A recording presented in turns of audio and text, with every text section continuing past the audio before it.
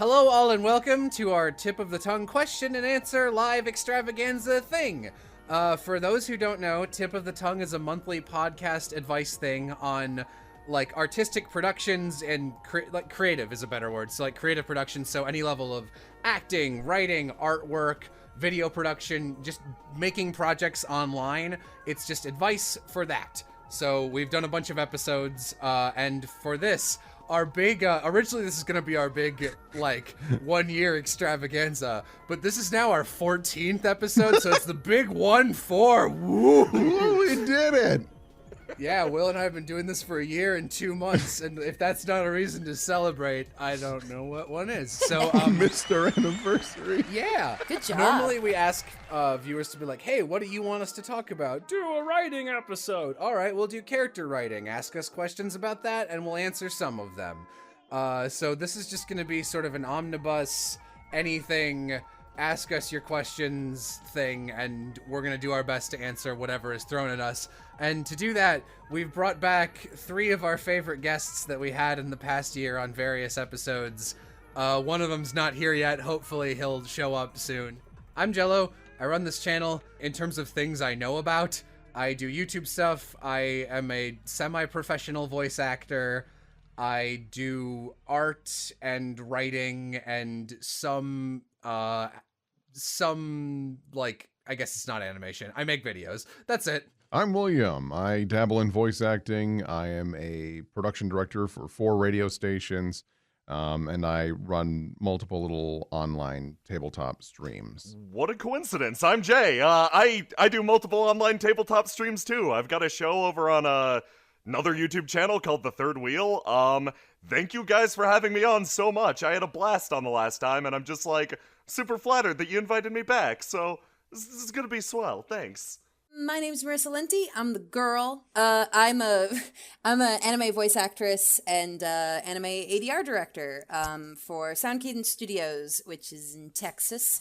And I also do a lot of video game stuff. And should I list credits? Is that a thing I should do? You can list some credits. Yeah. Sure, What some Jello credits. says, glancing at the empty chair next to you, hoping someone goes through the door. Yeah, while we wait. Credits. I voice Libra in the English dub of Fairy Tail. I voice Mistress Sadie in the English dub of One Piece. Ilse Lognar in Attack on Titan Junior High.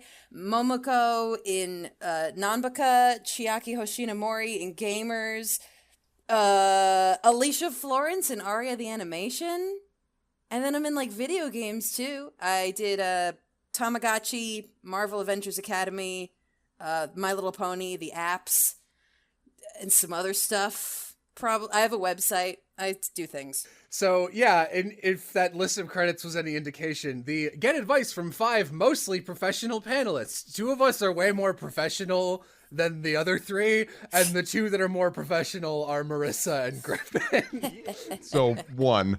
So, 1, he was professional until he was late! He was busy doing something that was actually important. Probably. So, basically, how this is going to work, it's going to be super casual. We're just going to answer questions as they come. I have a list of some good questions that I've seen, and I think I have the one I'll start this off with. But if you have a question about any discipline you're interested in, or you want to dip your toe in the water, or you have been struggling with something and you want our advice on it, just type the word question in all caps and then write your question, because that's the easiest way for us to sort out the things we should be skimming. Yeah. And if you guys at any point see a question you think would be really good to answer, point it out, because I probably haven't noticed. So I'm gonna do we want to do a test? Oh gee, I was gonna say do we want to do a test one, but everyone's doing it, so terrifying. Yeah. Question, best girl? I mean, Best girl. Marissa, she's your only option today. Thank you. Excuse me. Tosses heraldry. So there was a general question that I wanted to start this off with, because I think it's a fairly easy, quick answer, which I've actually gotten asked a couple times in different forms, which is just, how much influence should you take from other people's works into yours before it's considered plagiarism or idea stealing, quote unquote? So I've seen a lot of questions about general, where do you go to get inspired? And also, is it cool to, take inspiration from other people's works? I think the answer to that is very yes.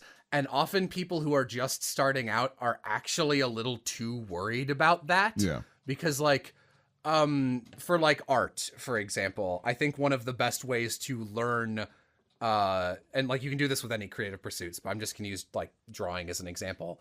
Say you follow an artist and you really love the way they draw like hair, like you just love the way they draw that.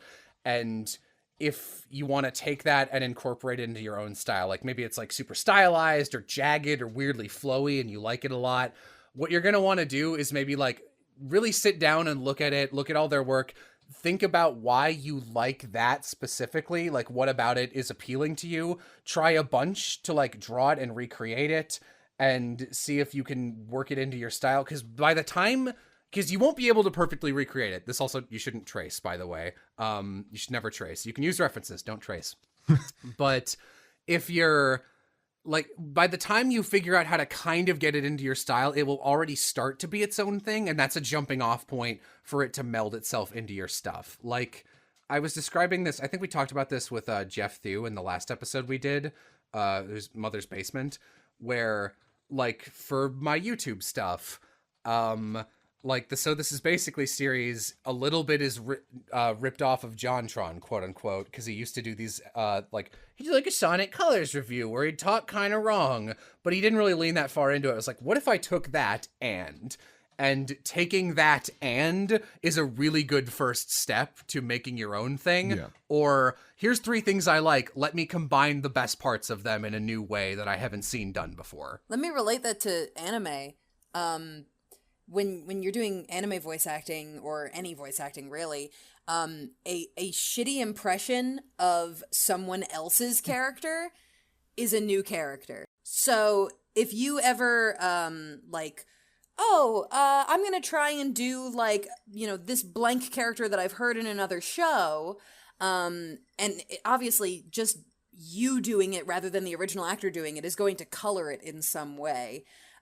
So once it comes out of your mouth, it's going to sound completely different. So even if you're like, it's the exact same like mannerisms or whatever, nobody's really going to notice. And then it just becomes its own thing. Yeah, Absolutely. No, but that was interesting what you were saying, Marissa, about the impressions things. I am the exact same way. I do impressions of voice actors all the time. I almost got, I was a little worried about it actually a couple weeks ago. I was going in for a project that Todd Haberkorn was directing, and I always do an impression of Todd. I don't know why. It's just one I like to do, and I was super worried the entire time that I would just let it slip, because I'll literally just walk around and just be like, "Hey guys, what's going on?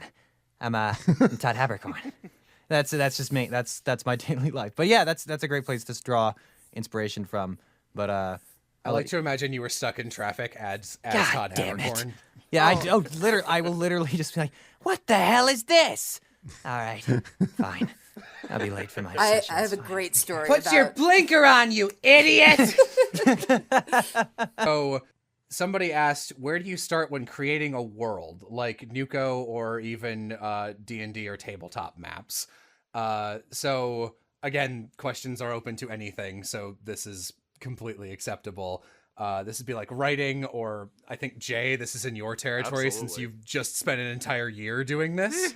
If you had anything to start this off. Yeah, God, almost building off of the last point. Look for things you like. Once again, don't worry too much about direct plagiarism. Find what speaks to you, and try to weave them together into a tone. If you can figure out what tone you like and what tone you want to give to either the viewer, the reader, or the players in the case of a game, that's a fantastic jumping off point. Because setting should be informed by tone. You don't want to have a mismatch there, because your surprise ultra gritty space game suddenly taking a wild turn for the comedic might be awesome, but if you didn't intend that, you might also find yourself disappointed. Yeah. And it could also just really catch people off guard if they were really in one mindset and suddenly it's goofy. It's like, oh, we had a lot of people just get blasted out into space. Is this really the time for slapstick? Okay. So, yeah. That's also a good guide for what not to do. Because, if you've got your gritty space game with, like Space Marine Herbert Steele and he's shooting people up and killing them. I love Herbert Steele. Even if I love Herbert Steele, I'm glad he's branching out into space games. There's a good, like we're saying, take things you really like from different stuff, and maybe you really like Space Marines, you really like gritty stuff, but you also like sort of goofy comedy, and you've got these like bouncy, cute mascot character, bright pink Skittermander aliens, and there's just like this one level that's like all that. Like, even if you are good at writing both of those things, you probably don't want them in the same setting because there'll be too much clashing there. So that can be an issue. Also, like I've been coming up for a project, I've been coming up with a bunch of monster races and monster cultures. So trying to like coming up with ideas that you like. So, and then finding ways to anchor them in the rest of the world. Even if this stuff never comes up, you knowing it in the back of your mind will actually help you further down the line. Cause then like later on, maybe a character will be like, what should they say at this point? Oh, well, they could maybe talk about, like, they could mention this, I was writing a bunch of different monster races, and one of them was like, something, this is how our funeral rites are performed, and that's why this other group thinks we're weird. And then I was like, oh yeah, and another one of these monster groups is just, they're like fucking skeleton people. It'd be kind of fun if they were just born out of the ground and looked like monsters being born that way, because that would give a reason for this other group of people to think they're monsters, and they're not just like, sentient, likable creatures. Stuff like that. Absolutely. If you can find, like, even if it seems like a small detail to you, finding something that you're passionate about in the setting and expanding outwards is a great way to start. Creative projects, for the most part, when you're just working under your own power, are like, they're very much like, it's fair weather flying. It's based on what you're passionate about. So if you can find an exciting thing in the setting and expand outwards, that is always a fantastic way to start. And you won't be wasting your time. Yeah, that's a great point too. Because from an actor's perspective, when I've been working on a show for maybe like 5 months now, writing it, and it's when you're building a world, I like to approach it from like the perspective that when we learn in theater, we learn that like you have to inhabit a space, and you should feel free to to play and to interact with things. So when I'm writing, I like to think about, okay, the world that these characters are in, what can I do to set up situations to where if they went here, like they could react in this different way and stuff like that. Like, I just think about shows like with like a limited setting or scope, like Steven Universe, where you have the beachfront, you have like the arcade area and all that, and they're all like these little limited spaces, but so much can happen because they pepper in little fun things for the characters to do, and little situations like, oh, what if like Steven went down and ran into I don't know, a French fry guy, and he turned into a monster. Like, just set it, like putting those little details in the world, and also like specificity you were talking about earlier, writing what you know. Just peppering little details from your life where it's like, oh, I remember when I was a kid, there was this like ice cream shop where this weird guy always stood outside of it. What if how can I get that into the show or the writing or whatever I'm doing? Just the more fun you can let your characters have in a world, or just different situations where it's like, hey, what if this happened? Especially like in long like D&D and stuff like that, where you're going for 2-3 hours, and anything could happen. Just setting up your world in a way to where if they decide, hey, we're gonna walk this way down this street, what's down this street? Oh, these little things and just little moments that could happen. Yeah, absolutely. Someone asked, say you're writing a script for a project that needs to be a certain length, for example, an 11-minute cartoon episode. How do you measure out the script so that it isn't too long? This is definitely something you get a really good handle on after doing it for a couple times, Yeah. but assuming you like haven't gotten that handle yet. Reading it out loud, doing cold reads. So just example, a lot of different projects I do have like wildly different run times, even compared to their page length. So say I'm writing so this is basically every page in a Google Doc usually ends up being about 1.5 to 2 minutes. But I'll often find I've gone way too long because like originally they started like the first one's like a little over a minute, and now they're over 5 minutes long because I can't control myself. And also I'm outsourcing it to other artists, so I don't have to put that pain on myself anymore. It's fine, I pay them. But like, if you read it out loud, I heard a thing once. This is for stage, like for stage stuff. So theater and musicals. If you're doing playwriting, generally the first cold read, table read with all of your actors will be surprising, even like unpracticed, will be pretty close to the final product once you've added all the blocking and the pauses and the nuance in. For like, the best thing I can say is read it out loud, because even if you're not like an actor, you'll still like, and even if you're kind of like mumbling it, you are still the writer and you still kind of know the voice those characters will have. You know about the speed at which they talk, and you should be able to imagine the different stage directions and extra scenes.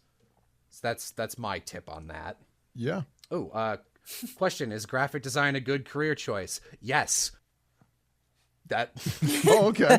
it's On to the next question. I can't speak for general graphic design. I went to the University of Illinois at Urbana-Champaign, and from what I know, every single person in my graduating class of graphic design immediately within 1 year went on to do like almost exactly the job they always talked about wanting. So like, one of the girls really was into sports, and she immediately went off and got a job with, I think, the Marlins in Florida, and now does their graphic design work. I do this, which is what I wanted to do. Graphic design's a good field because it is so varied, and you also get to learn layout. You will start seeing every sign and every advertisement and every book layout in the world, and like how they're all fucking wrong and it's awful and it's a curse. But you will have so like, everyone needs graphic design. Like literally every piece of media needs a graphic designer. You will be able to find a job quite easily. It's true. So I would say yes. What if somebody left a project I was working on? Should I get the voices from everyone else before I recast, or should I recast before getting the other voices? And I want to expand this to just, how do you deal with someone dropping off the face of the earth with your project? Yeah, do they mean like if they lose one of the voice actors, they're asking to recast everybody, or like to halt the project? I think their question is, are they asking if one of my actors has left, should I get the lines from everyone else first, or like focus on recasting them as fast as possible? To which the answer to that question is, do both as fast as possible. Yeah, honestly. Because you gotta, if you're sticking to a production schedule, especially in the professional world, like you gotta just, it's gotta be like, all right, well, gotta find someone else. And you should already, as a casting director, you should kind of already have someone in the back of your mind from the first round of casting, just in case you lose someone, your second, your third choice, to be like, okay, let me contact this person because this person dropped out. So even in the online world, when you get auditions in, I'd say keep the production going, keep getting your voice acting from the other members of the cast, and then go back and be like, okay, who is my second choice or my third choice for this role, and then reach out to them, or if need be, then do a small little casting thing. But yeah, I kind of both at the same time. Yeah, and I mean, a big question also is, are you recasting this person before anything gets recorded? Or like, maybe, I'm on episode 3 of this thing and episodes 1 and 2 are already out and now this actor has vanished into the ether. In that case, you don't just need your second choice, you need a voice match for the first guy. In which case, you should have someone in mind as like, who kind of sounds like my original actor? And in those cases, like, if you're already working on episode 3, the whole thing should not come to a stop because one person vanished. Recasting them is now part of your production pipeline for that episode. And it's just another thing you gotta do. I think I also touched on this some time ago, but I don't remember when. If I could give myself any advice as a director or project manager in regards to voice acting, it would be, do not be afraid to, like, if someone's being a huge problem or not getting their lines in, do not be afraid to, like, address that issue. Yeah. And if the issue is not resolved after your first warning, recast them. Because that is, the longer you don't do that, that just becomes a big roadblock for everybody involved in the production. There are a couple voice actors I worked with on the Cucumber Quest thing who did that string me along. No, I almost got it, having some problems in real life. And like, that keeps happening. And if you keep being nice, surprise, it's been 6 months and you haven't gotten anything done because of them. Absolutely. I mean, I am such a such a champion for, listen, if someone is not pulling their weight, cut them out of the project immediately. I don't care if they're your friend. I don't care how long you've been working with them. I don't care if they're perfect. If they're not doing their job, they're not perfect anymore. Yeah, no, absolutely. Get them out. Especially I have recently made it a rule with my casting. I used to hunt down the quote-unquote perfect actor if they didn't send in their audition on time. I'd be like, hey, you're past the deadline, but I'll give you an extra week because I know that you'd be perfect. And usually they are. And it's great. But people who are not reliable during the audition process are not going to be reliable during the production process, so why bother? Give it to your second best choice, and who knows, maybe they'll surprise you. Yeah. Yeah, very good point. Nope, absolutely. Completely agree with that. Here's just a more fun general one that might spark some fun conversation. What is the hardest thing you have done in your jobs? I assume this is directed at all of us.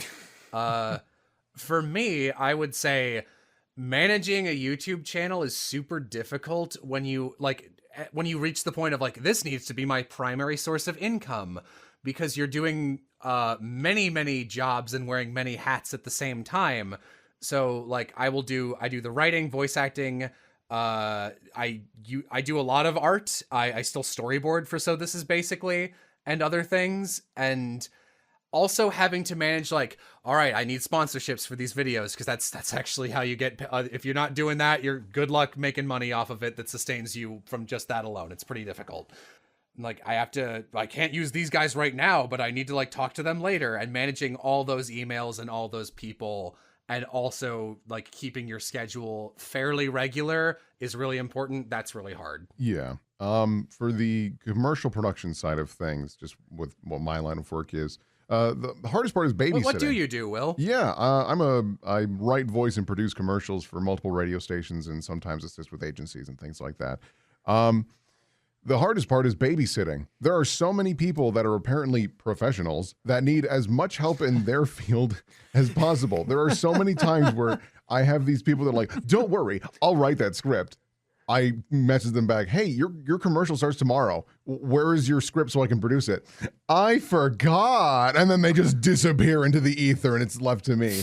Or we'll have a situation of, hey, I need you to take these commercials and put them in the system. And then I get a message 3 days too late saying, oh, did I tell you I'm leaving the country? And it's like, you people, how did you get these jobs and why are you still here? So that's just a hurdle that you'll encounter. I don't know how commonplace that is as a problem, but your job is you are uniquely working with a band of monkeys that have been hit by rocks. Yeah. But yeah, to a degree, any level of management has that problem. Yeah, just babysitting and making sure that everyone is following the path they were hired to do. For a weekly show, the trickiest thing, I guess, for me, or the hardest thing, was realizing exactly what releasing something weekly meant. You are not in it for a sprint, you are in it for a marathon. Early on, and me and everyone I work with had this same problem. We wanted to throw our backs into absolutely everything, work at 100% capacity, and we wanted that to be the norm. The thing is, there will be times that you need to adapt your show, that you need to, change things up, that you need to, you'll go through stuff in real life. You need to have something that is sustainable. You need to not work at 100% capacity. You need to work at 50 or 75, because sometimes, life will change, or you will need to make a big change to adapt to the changes within YouTube. The field itself isn't static, and you've got to be able to adapt. So, for me, it was just learning that my sprint was unfeasible. It wasn't a thing that I could keep up forever. You gotta know if it's a sprint or a marathon. I don't want to bring down the mood, but when it comes to what came to mind for me, the hardest thing I've ever had to do in my career was leave home. Oh, that's fair. Because for anime voice acting, you can't do it in every town. You pretty much have to be where the work is. You can't just source connect in, because you also need to have the dubbing equipment on your end in order to do it that way, which means you need to have an engineer, you need to have HDMI screens to play the anime on, you need to have Pro Tools with beeps and all that stuff, and you need to be able to port in the anime session. So it's easiest to just go to the studio and do it in person, which is why usually anime is dubbed with local actors.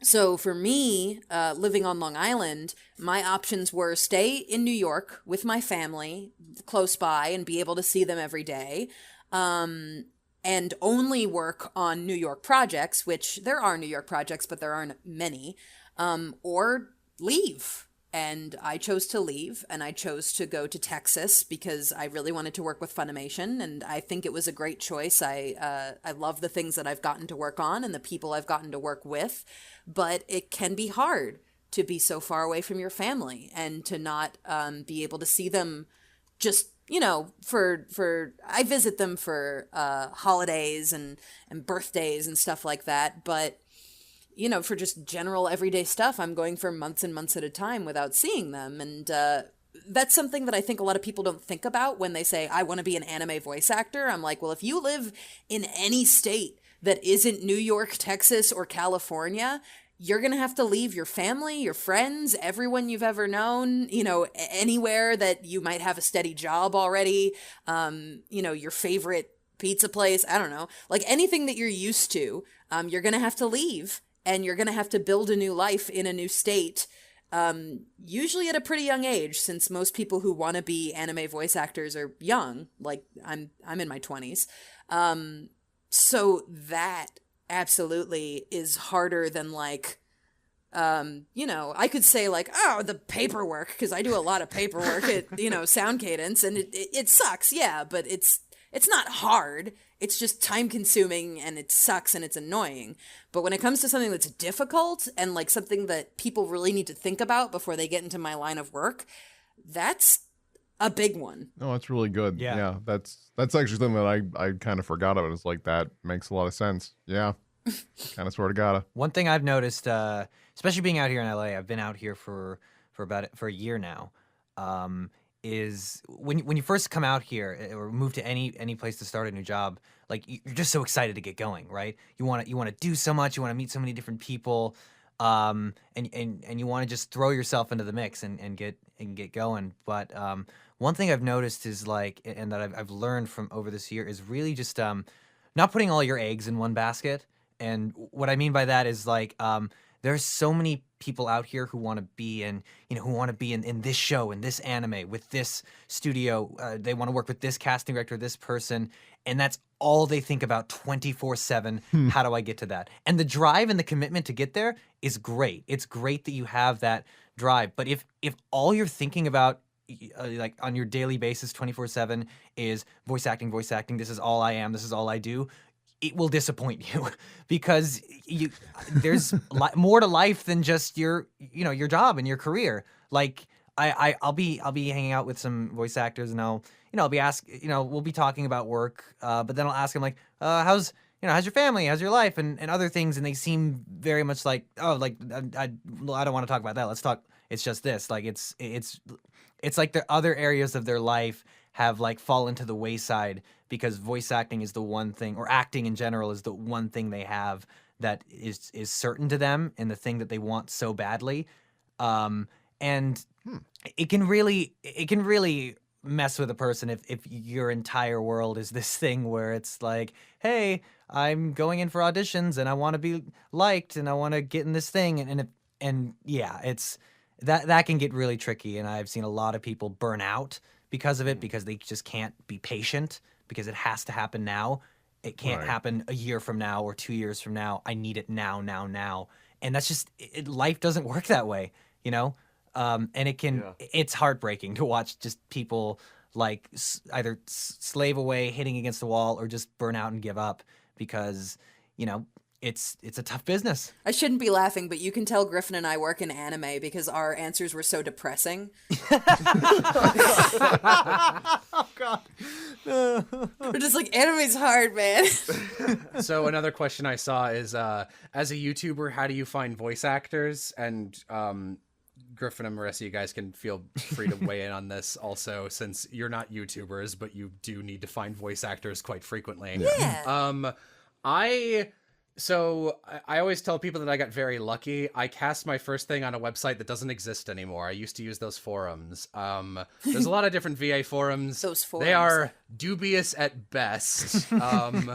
Though that's not necessarily because the idea of them is terrible. It's just that if you don't have an eye for picking out projects going like, that's never going to happen, never going to happen, never going to happen. Ooh, this one has some potential. Or at the very least, I like people who are in it and I like the writing. Like, I know these guys are cool. And I don't mean like, oh, I love their stuff. I mean like, they seem like cool people and I think working with them might be a good experience. If you're not good at picking that out, that's not a great spot to do it. I assume people are asking this question because they like want to know where to go if we're looking for resources as voice actors. Yeah. I have demos open. Like you can message me your demo on an email. I'm pretty selective at this point. I have like 150 people on my casting list. So unless you're very good, I generally am not like, yeah, I don't need teenage voice 47. I have many of these already. Also, I don't know you, and I know a lot of these people I've worked with personally. Like at the point I'm at, I know people enough, like even if I've just interacted with them a couple times. Like we were poking fun at Alejandro earlier. I didn't even know he did professional voice stuff, but like until we did Seduce Me together, and that sounds like a weird innuendo. But I'm not gonna elaborate. Alejandro was literally in my booth 2 days ago. That boy, He's He's good. fantastic. You can see him in shows such as fuck it. This is my channel. I'm not going to shill for him. I could show Alejandro. He's in like Now Nambaga. streaming He's on Funimation now. I'm gonna be honest. I stopped because I can't remember the name of his character in My Hero Academia. He's the detective who doesn't have a quirk. But like knowing people personally and being like, oh, I've seen your stuff, you're really good. We'll reach out to people we like who have already put out their stuff. Yes. Like, so like you need a portfolio before I will go to you, because like at this point I have enough people in my network that I will never ever pick someone who's just like, can I do this? Like that's like just starting out level. You've got a shot. That sounds very mean, but This is true. During our Tip of the Tongue episode that we did, one of my main things was like, have something of your own going on if you want people to find you. Yeah. Because almost all of the voice actors that I've ever added to my list, I've been like, I saw you have this series on YouTube and I think it's funny. I want to add these people from the cast to my list. And like, I just do that. Or I'll be in projects with people and I'll be like, oh, my co-star's really good. I'll figure out who they are. That's how I found Gianni Matrigrano, who has been in 4 death battles since. So I was like, oh, this guy, he's the best. And then I just use him in everything. As a side note, this is not just true for voice acting. This is like the only piece of advice that I've heard universally for literally anyone who wants to do any creative pursuit. Anything. Is do your own stuff and actively seek out other people in your medium who are working so that you can like form little communities. Like the head writer on Sonic Boom, who I'm hoping to have on an episode about writing later. He said to do that a bunch of times. It's good for theater, it's good for acting, it's good for art, it's good for everything. I mean, I'll sidebar on art. Like every single artist that I've hired to draw my autograph cards, because I have these autograph cards that I'll bring to conventions so that if fans are like, oh, I didn't bring anything for you to sign, I'm like, you can buy one of these. Every single one of those artists that I've commissioned, obviously, like, they had beautiful art pieces and big portfolios available for me to come across. And usually I'll just Google, like, you know, artwork, you know, and then like something about my character that needs to be similar. So like ocean, because the character is going to be underwater in the autograph card or whatever. And then I'll find someone who's really good at it and I'll be like, you are already really good at this. Please make my autograph card. And so that principle of having a portfolio of artwork is true for anything. It's true for voice acting, it's true for directing, it's true for writing. If there are places that people can go to find all of your stuff, someone's going to stumble across your stuff. And I will say, like, when it comes to me finding that stuff, obviously you don't just want it on your personal website, you want it on public places where people are going to stumble across it. So YouTube, I found actors on Newgrounds, I found actors on Twitter who post like little Twitter videos, like anywhere where your work is going to get seen by a wider audience than just my personal website. But you should have a personal website too. But yeah, absolutely, like, if you're getting started and you're like, man, I really want to do blank, but nobody's ever hired me for blank, make a thing where you do blank. And just make it, because nobody's going to hire you to do a thing that you're unproven at doing. Completely different tangent. Question.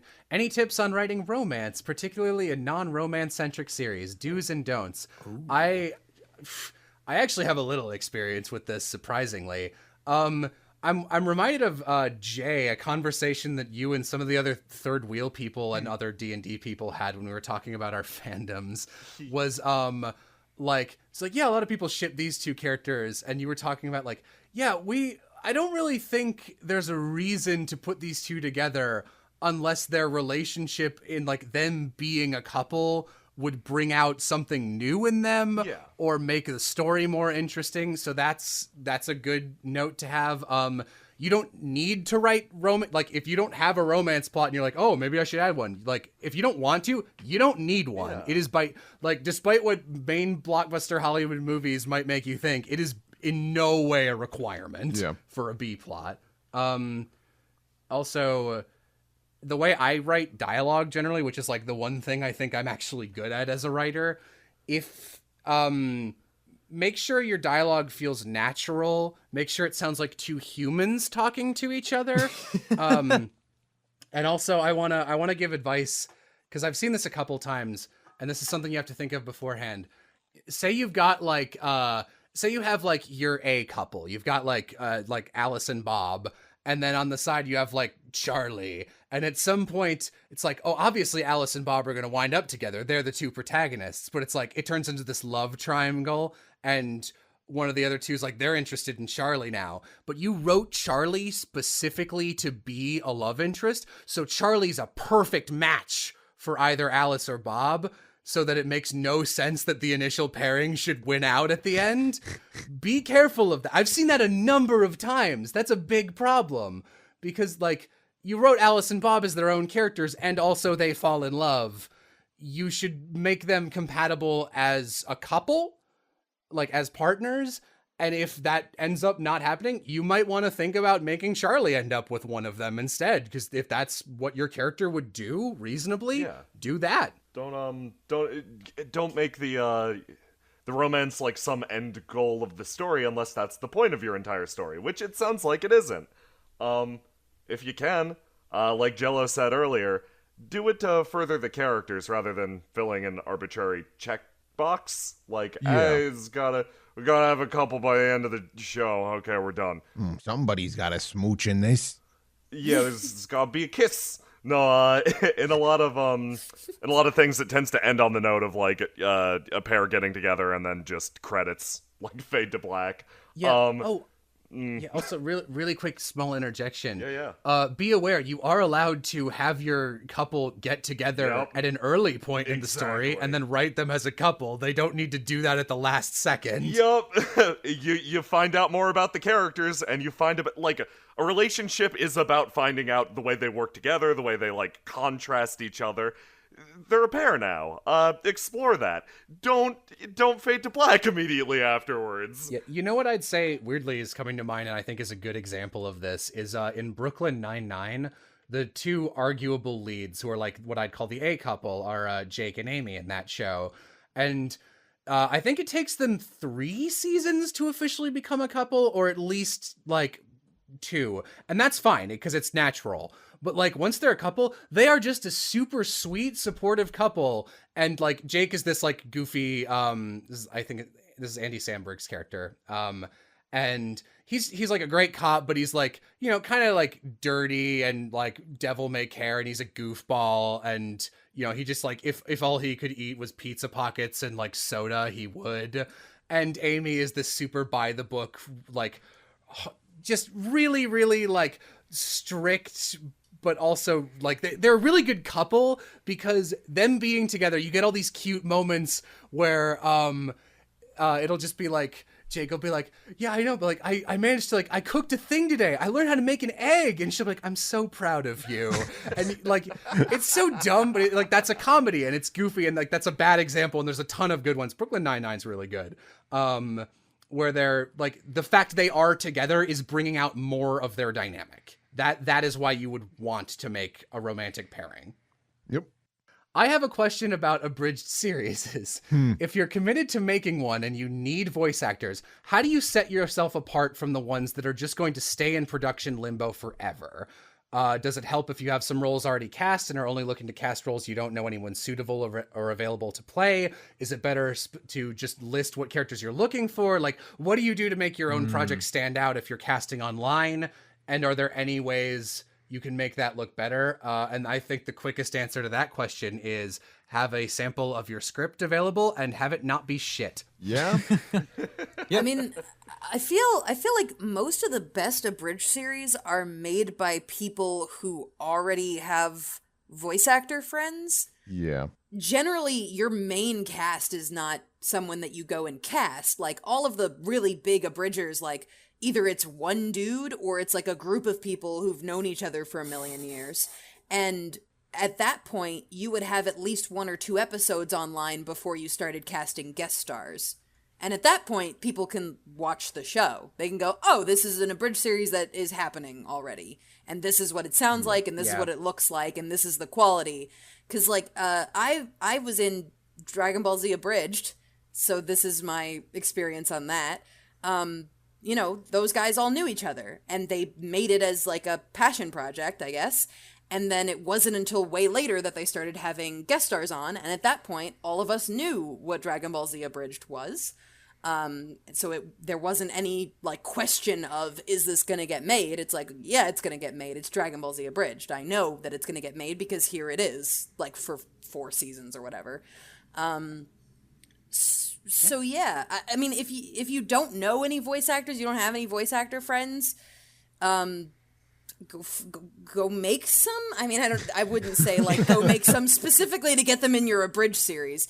But you know, like if you know anybody who has at least a little bit of interest in voice acting, like try doing it as like a friendly thing, and then you can sort of be like, okay, but for this guest star, we're gonna get a voice actor that we don't know because I want it to specifically sound like this. If you are in the, like, this is more common. I don't know any successful series that have done this, but I think that's just because the market is so oversaturated at this point, where they are going in at the start and they want to get a good cast for everyone. I would say for me, one of the most the most suspicious thing you can do if I'm looking at your stuff is you'll have already cast yourself as the lead role, and maybe you're not the best fit for that role, but you're like, well, everything else is open, but I want to be the lead. It's Yeah. But that's true for anything. Yeah. Like, it's true for a bridge series, but it's also true for, I'll say for anime voiceover. If you're like if you ever get a chance to direct an anime, like not with a huge company, but just like somehow, like you work at a sound studio and an anime falls into your lap, don't laugh, it happens. Like you'll see it sometimes where you'll be like, wow, this one anime dub was produced by like this post-production place in Florida and they never did anime again. Like it can happen where anime just gets dumped in someone's lap and you're like, oh man, I've got this anime now. If your first instinct is to say, well, I'm gonna play the lead, You probably shouldn't do it. that's a bad. Don't do that. Yeah. Don't do that.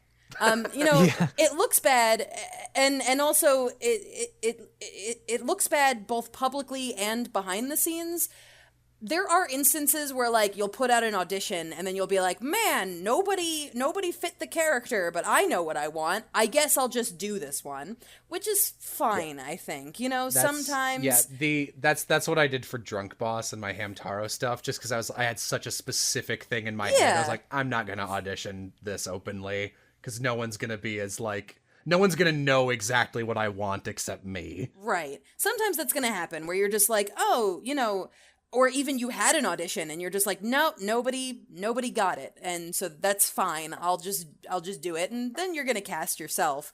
But if you begin a project by saying, well, I've already self-cast myself as this one, but now I'm gonna find actors for the rest, you've already failed the project. Right out the gate. I would say limiting your scope. If you're producing an abridged series, and this kind of goes into what you guys were just talking about, you are going to be the most passionate person on this project, right? You're running it, you're writing it, you're putting it together. You're the one who wants to get this done, right? And know that the more people you add in to the production, the more you grow your circle, the more people you have to stay on top of to get the work done, right? I mean, I think about like Yu-Gi-Oh! The abridged series. When it first started out, that was all just Martin Billany. That was just all Little Karibo doing the entire thing, doing the writing, the voices, the editing, all of it. And he was able to keep the show going just based on, because he was the only one doing it. So if you can do it by yourself and you can get it going, great. Because casting people, especially online, if you're going to start casting people and put a cast together, now they are part of your little wagon, and you got to keep it rolling. So if they're late on their lines or something happens in their life and production needs to slow down, that's going to happen. So finding people who are just as passionate about this project as you are, so your friends, people who have a vested interest in it, that's probably the best way to go. I mean, once you get big enough, like, Dragon Ball Z Abridged or any of these other shows, then it's like, your production schedule. You can bring in people who you know or trust or been referred to you. But when you're first starting out and it's just like putting it all together, just limit your scope, I'd say. You don't need, if you can, because you don't need to go out and have a enormous cast. Yeah. Also, that being said, probably don't need to cast for everyone. Like, say you're doing like a 50 episode show, and it's like, yeah, this guy shows up in episode 40. Try out for him. None of that shit. You're not going to get there for a long time if you get there. But on the other end of what Griffin said, like, yeah, if you've got like you're doing everything yourself, the first thing, I have never even considered doing any kind of audition for a project that has the words or any form of the words, "We don't have an editor yet, but or looking for a writer." My goodness, yes. You are beyond doomed. Yeah. Voice actors are the last thing you audition. Question: does animation pay well, and how many subscribers do you need live full-time on YouTube? No. And so I'm barely an animation channel, but I do have a similar update schedule to one. If you mean, does it pay well to be a YouTube animator? No. That's why I do sponsorships at the end of a lot of my videos. And also, I have like 3 or 4 years of videos that are still giving me money. That is the only reason I'm able to do this. Also, I have a pretty good Patreon. I have other animator friends who are super talented and do like 2 things a year. There is not a chance in hell they could do this as their only thing, which is a shame. Also, does animation pay well in the actual industry? Not really, from what I've read. And how many subscribers do you need full-time on YouTube? Completely depends how many videos you do. Subscribers aren't actually super valuable. It is just how much you... So, like, Jay does a couple shows. He does one show pretty much weekly, which is called Thrilling Intent. And, I was talking to... Shout out! I was talking to Stuart, who also does a weekly show, which is Pokemon Tabletop RPG, called the Utopia region? Is that what his general thing is? Utopus. You're doing great. On the show, on the Loading Crew. He was talking to me about like his revenue system, completely different from mine, because he has like a really small dedicated fan base, and they watch his like hour-long things he releases every week. And he was like, yeah, if I get like even like 10 new subscribers and they binge all my videos, that is a ton of cash I get, because they're binging all my videos. I do not like have anything close to that. So it's completely different based on whatever you do. I just get huge spikes every time I release a video because I have a lot of subscribers, but then after that it will just like plummet. It'll be like, I'm just going to make up money because I'm not allowed to say how much it is. So I'm just going to use round numbers. Big successful video. Whoa, I got $1,000 that day, which does not happen. And then the next day it'll be like, okay, now it's down to 300. Then after that, it'll be like 200, 100, 80, 75, 70, 70, 70, 70, and it will stay there for a long time and continue to go down forever until I do a new one. That's basically how it works. So I can not do a video a month. That's the benefit of working for myself with what I've gotten, but also I will not make money that month. Yeah. And you'll like, I'm acquainted with, again, Mother's Basement and Gaijin Goomba, and like talking to them, they're like, yeah, we got to do it like every week. Otherwise we're fucked. Yeah, to draw it back to earlier, if you are an animator and you want to pursue animation, consider Patreon before YouTube revenue, always. Patreon is amazing. Also, not to get crass, if you are an animator or an artist who wants to make money on Patreon, consider porn. That is not a joke at all. Nope. It is. I have a ton of artist friends who have like both. They've got like a Tumblr and a Patreon for both. Sad fact of human life, the only there's two businesses that you will always make money in with humans, and that's funeral homes and porn. So making life and ending it. So if you want money, do Patreon. That's the better way to do. Patreon's amazing. I'm so happy it exists. It's a really great service. Hey kid, have you ever considered doing hentai? Well, seriously. It's just gangbusters. It's insane. Yeah, I mean, there are, not that I would know. There are some out there that can make like $2,000 a month. This is what they do. I didn't sign an NDA for this, so I can talk about it. I won't give a name. I am in a game. It is 18 plus hentai game. It is exclusively funded through Patreon. They get over $10,000 a month for it. Yeah, Sex sells. it's insane. So I know that's a weird business thing, but if you are it is seriously something to consider if you are a freelancer online. Oh my god. Oh yeah. Obviously, if you're not comfortable with it, don't do it. Yeah, of course. And Marissa and I, we both can vouch and say we know plenty of people who do hentai voice acting. It's Oh sure. and it pays all right. I mean, you know, it's all just what you're comfortable with. Yeah, I mean, well, the funny thing about anime voice acting is that it pays terribly. Like anime in general pays just terrible. But when you're trying to convince people to be in a hentai, you'd have to think like, well, I don't want to insult them. I want them to feel like their time is valuable to me, and I appreciate them getting in a box and moaning for 5 hours. So generally, the hentai rates are actually a little higher. Which is why if you watch any like old hentai or recent hentai, there's not that much hentai being dubbed nowadays. But if you watch any hentai, it's all just the same anime voice actors you've heard before, just all under pseudonyms, and you know, maybe they're doing like a goofy voice so that you can't exactly understand, like can't exactly link them to their real work. Right. It's just like it's the same industry and the same people, and it's work that's just like, well, it's there. I mean, if you want it. Most people are like, nah. But a lot of people are like, listen, I need to pay my rent. I saw an interesting question in the chat that I want to answer. Go for it. Someone asked, what is the big difference between auditioning online for character stuff like games and auditioning in the theater? And I wanted to answer this specifically because I just saw like a huge discussion thread on this on Twitter. And the major answer is theater, you're more guaranteed a role, A, and B, you're more guaranteed to be told whether or not you have a role. In which of the two? In theater. So in theater, like, you're more likely to be like, hey, you didn't get a part, but like you're in the ensemble. And also in theater, there's more likely to be like, hey, just so you know, we're considering you, so you're on standby. Like, we may need you. Please keep these dates open or whatever.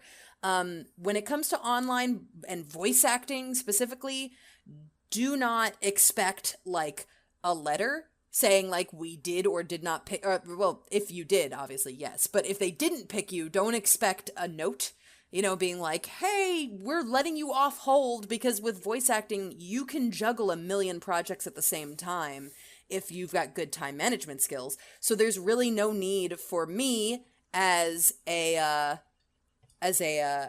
voice director to email every 100 people that, tried Oh my out and God, say, yeah. oh, you didn't get it. It's a waste of my time. If you're not sure if you got a role or not, and it's been like 3 weeks, please don't email the casting director asking if you got a No, role. yeah. Yeah, I'll take it one step further. The moment you send off an audition, forget about it. Yep. That's exactly what I said. Like the moment you are done, you step out of the booth or you just do it from home, be like, well, that was fun, and it's over. Because if you're just like, oh, I really want that role so bad, oh, I really want to be in the thing so bad, and you just like spend so much time hoping and praying you get it, and then you don't, then that sucks. And also like it's a waste of time just to be like to be waiting out on something. Let it spend your time going on to the next audition or the next project. And then if you do get it, it's a nice surprise. Exactly. When you email it off, like assume I didn't get that, and then just keep going, because if you are hung up on stuff, it's going to be a nightmare. But when people come from the theater space, they usually, have that mentality of, hey, did this get cast yet? I need to know because my schedule. And it's just not that way with voice acting and online stuff especially. It's just your schedule is constantly in flux when it comes to voice acting, and you should assume that you don't have any work until something drops in your inbox. And that's the huge major difference. And it was because of this Twitter thread where someone I work with, Afia, she's a voice director and voice actor here in Texas. She asked, like, do you like to get rejection letters? Yes or no? And I was like, no, I hate that shit. And then it showed me the results, and 80% said yes. Oh. And I was like, oh no. I guess I hate people it. I think some people like closure. Yeah, and that was the that? major answer in the thread. Like a lot of people were like, I feel like it's more professional for you to give me the closure.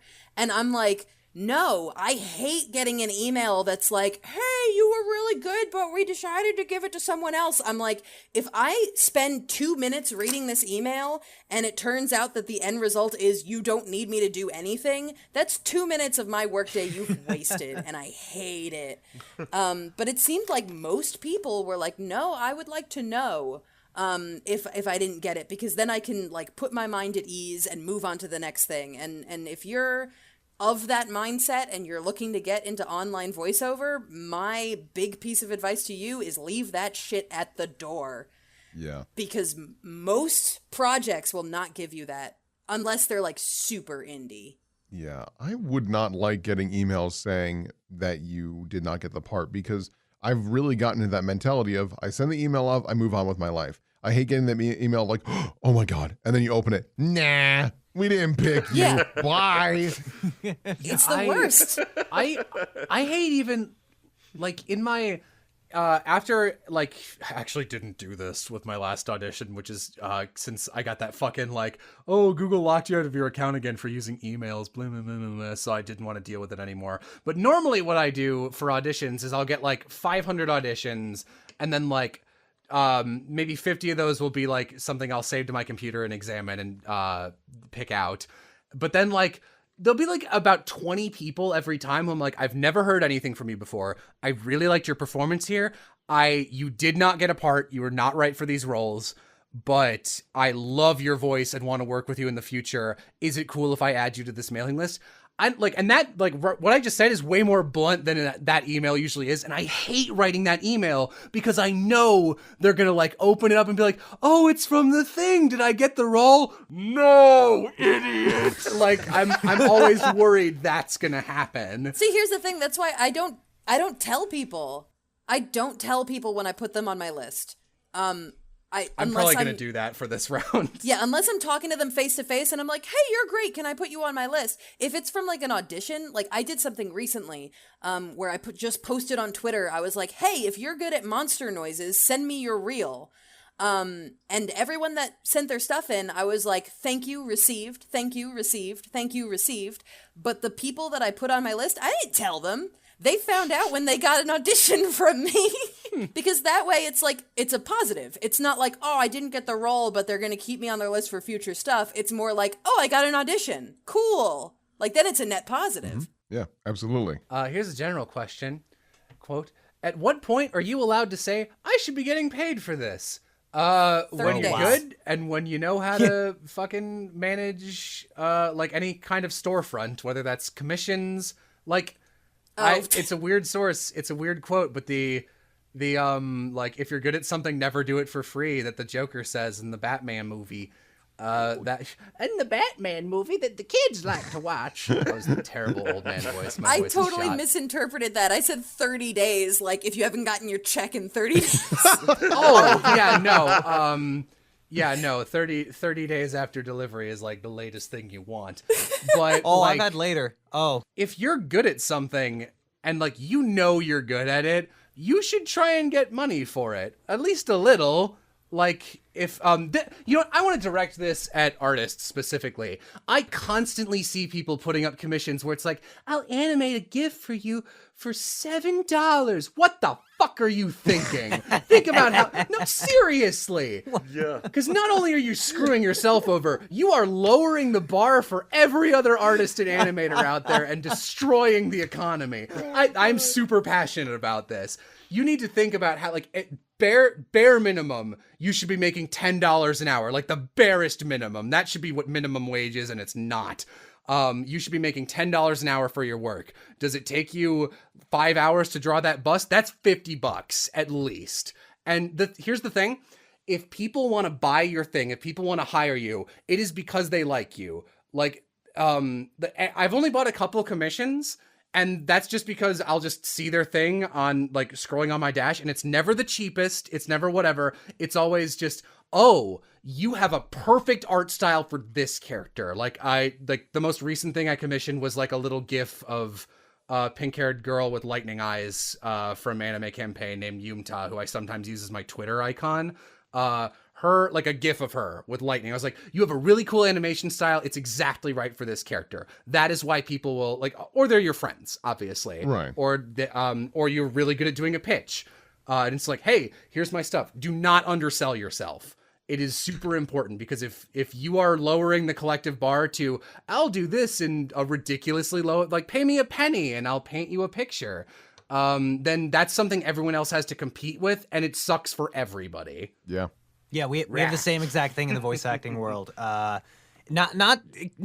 in sort of the anime video game world, there are certain production companies, certain studios who will undercut their things. They'll be like, hey, we'll do this same video game you've been doing with this person for this long, but we'll take less of a cut. And what that means is we're gonna pay the voice actors less. And it's a sticky situation, because like the people who have been in voice acting long enough, like they can go like, oh, okay, I'm gonna pass on this. It's not, it's not worth the time to be paid this amount of money. But the new people who are trying to get into the voice acting world, who are just scrounging for auditions, if that studio goes to them, like, hey, we have this audition and we're paying this much, it's less than what it's used to, but you don't know any better, they'll be like, you're right, I don't know any better, and they'll audition for it, and they'll put up with terrible pay just because they need it.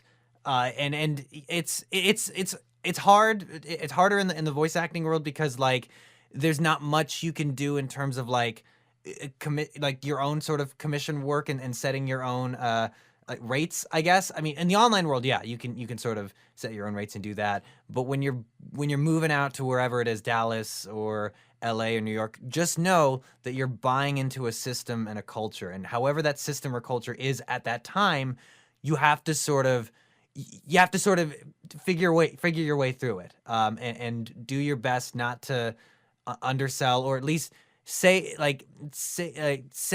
yes to something that may hurt you in this moment, but it'll help you in the long run. Like it's very difficult to sort of navigate that, and just being aware of that, especially when you go in. I mean, my big piece of advice when we were doing our episode was you can let them insult you artistically or monetarily, but never let them do both. Yeah. Like, I have very many times taken a role where I'm like, I feel like I should be getting paid more for this, because I know that that role is going to turn around and get me, you know, like, people are going to notice, like, oh man, she voiced that in like this show or whatever. You know, that's why, like with anime, for example, it's like, oh yeah, you know, it doesn't pay great, but it really stacks up. Like, when you're doing anime a lot, like, a lot of hours will stack up and it will lead to you having a career. But, you know, if someone comes to you and says, hey, you know, I've got this thing, but it doesn't pay great, and you don't want to be in the thing, and you don't think that thing's going to help you in any way, don't do the thing. But of course, like, when it comes to studios sending you auditions, you can't haggle with them. You know, if a studio says, this is how much we're paying, you can't say, well, I feel like I should be getting paid more. You just don't do that audition. So, you know, your options are everything or nothing. And you got to make a judgment call sometimes. Yeah, I've done, because like obviously I have this as my main career. I don't necessarily need the extra money from voice acting stuff, but like that is definitely sometimes the thing that will make the difference. Like, someone will message me like, hey, like, my little brother really likes your stuff. I was hoping I could get you to record like 4 lines of something for him for a birthday present. Like, I can't pay. I'm like, that's just cute. Yes, I'll do that. Like, that there are other ways to be paid than money. That makes you feel good, and it's like that's a stupid thing, but it's like for a good cause, quote unquote. And then there'll be other stuff where it's just like, yeah, this series, like, I'm sorry, I have no money. Here's the script. I'm trying so hard. And it's like, your script is really good, and like, if you stick with this, I think this has a lot of potential. I will do it for free. And then on the other end, it's like, if you weren't paying me $5 a line, which is excellent for online pay, by the way, right? At least for indie shit. I would totally not be anywhere near this project. Right. Yeah, to jump back to online pay, this is a really good question also, because this is something that I would have asked myself probably about 2 or 3 years ago. I struggled for a really long time even accepting the fact that, like, oh, I make this show on YouTube. Do I deserve money for this? And if you watched me back in the day, you know that my early Patreon goals are hilarious in retrospect. Your Patreon was so in the favor of the patrons and a nightmare for you. So, early on, and this is a discussion my group had, and like, we all had this weird sentiment that, like, man, maybe we aren't ready for Patreon yet. Like, I feel like we don't deserve the money yet. If you're asking yourself that question, you deserve at least to offer people the option to pay you for something they enjoy. Yeah. So when I started, I think our first patron goal, because this was ambitious for us, was $25. Our second milestone, which we thought we would get if we were lucky, was $75. That's a little like, that was us underselling ourselves, because we genuinely didn't think we deserved to be paid for it at the time, because YouTube pays you so little when it comes to ad revenue, especially when you're really small like us. I was absolutely freaking gobsmacked when we shot past those immediately. I couldn't believe it. So like, if there is even like 5 or 10 people who enjoy what you do, you owe it to them at least to give them the opportunity to support you. Yeah. I mean, also, here's a tip. Here's a hot tip. If you do anything online, don't lead with, I'll do it for free. Yeah. Oh my God, yeah. Holy crap, yes. Say that later if they go, we don't have a budget and you want to be a part of it. But like, just lead with like, so what's the budget for this? Yep, absolutely. 100%. If you, I will also say, if you're good, you deserve to be paid. The thing is, there's so many people online, and like that's the problem when there's like, I'll do this entire thing for $5. You also need to make yourself look like someone who deserves to be paid, because unfortunately, a lot of people don't recognize the creative arts as the luxury good that they are and the good that they are. and they will not understand the concept of paying for you for anything. This is especially true with art, which is why commissions are a big thing. And like, I have some friends who, I'm thinking of one in particular who has like fantastic stuff. Their art is just adorable. But like, I saw, they were like, yeah, I'm really upset because this person was a dick to me. And he was a dick. He was like, I'm not going to pay you for this shit. Even though it's a commission. And the person sent me this chain of conversation between them and the guy. And I was like, I completely agree with you, but you're spelling a bunch of stuff wrong and like not using any capitalization or periods.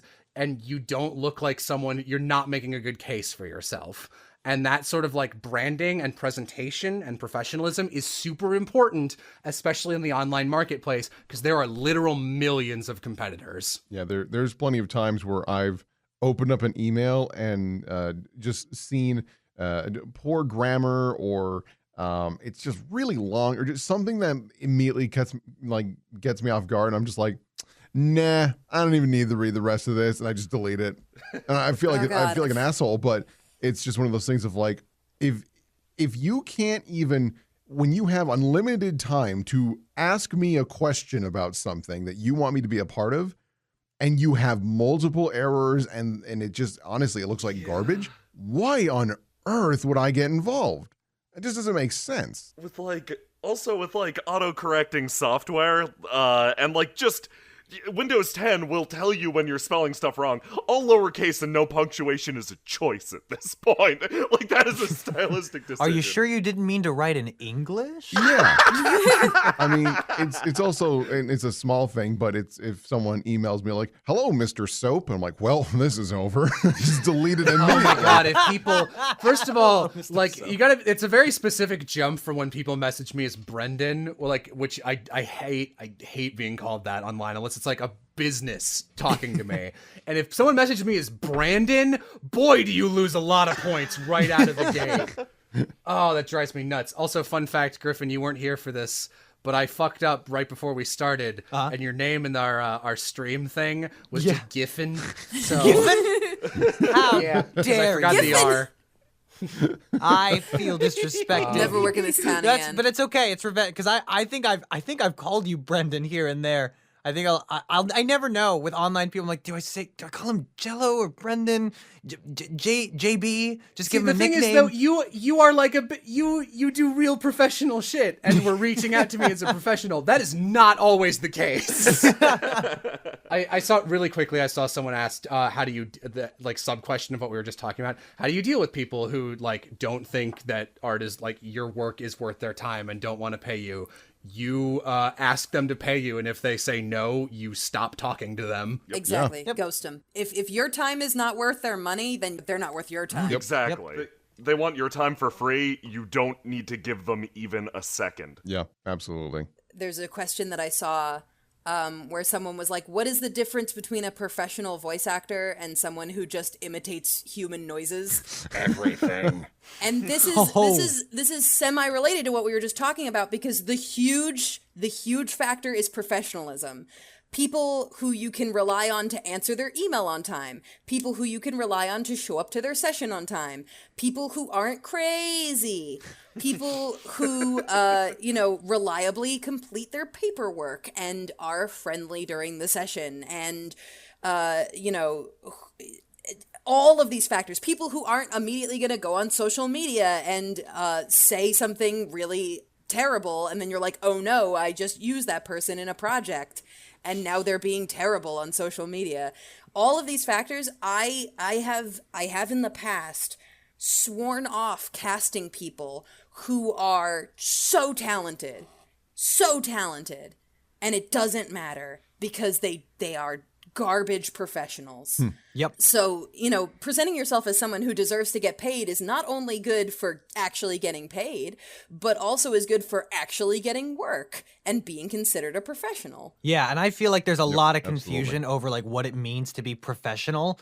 Like, it's like it's you're around these people so often, and a lot of people think professionalism is being a professional voice actor is oh, I have all these credits, and now that I'm in this show or this game, I'm like now better than like other voice actors, so I can talk down to them because I want to take them under my wing. Like I see that crap so much from people, and it ticks me off so much. I'm sorry to use a bad word, but it ticks me off so much because like You can use a bad word. yeah, but like professionalism is like it's your conduct. It's how you treat people who are above you, at the same level as you, and below you. Talent really doesn't mean a whole lot. It's great if you're talented. You should be talented, but the reality is people who are more talented than you are going to get roles because of that, and people who are less talented than you are going to get roles just because they work harder than you and they're easier to work with. So like have a great work ethic, be nice, don't talk down to people. Hashtag stay humble, but stay humble, and like don't think that professionalism means, or being a professional means you've done stuff. It's not what you've done, it's how you do it. Yeah, it might surprise people. It's really weird. If you're a pleasant person and people like you, they're more willing to extend an olive branch and whatnot, and they're more willing to go out of their way to assist you or work with you in the future. That's happened to me with multiple things of like, you know what, this person, I only worked with them once, but they were delight. I'm gonna keep them in my back pocket in case I ever need someone in this field again. Just because they did me a solid and they were super pleasant and professional. So just be a good person. I think the running bit of information that Jill and I and everyone seems to agree with is don't be a dick. It's that simple. Don't be a dick and you will go pretty far. I really wish we could find a better way to articulate that, but it literally comes up every episode. Yeah. Don't be a dick. I mean, don't be a dick, and also just, I mean, I have had a bunch of actors who have been like, sweet, very sweet, and they're nice people, but they do weird things that are like, I can't deal with this every time I hire this person. Yeah. Like, I don't want to give any specific examples because then they would know who I'm talking about. But if you ever are about to do something or like contact a voice director, for example, and you ever have a thought in your head of like, will this annoy them? Don't do it.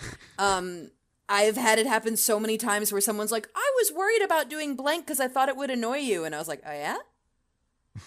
Were you worried? Good catch. Because it did. That being said, since I also see a lot of people who like, that's more like, well, my annoying mannerism, but it's hard to draw that line because there's also a like, oh man, I'm so like, I really respect this person. I'm so afraid to talk to them. Oh, That's no. not what she means. I don't mean like if you have like a nervous something that you do, or like, oh, you're just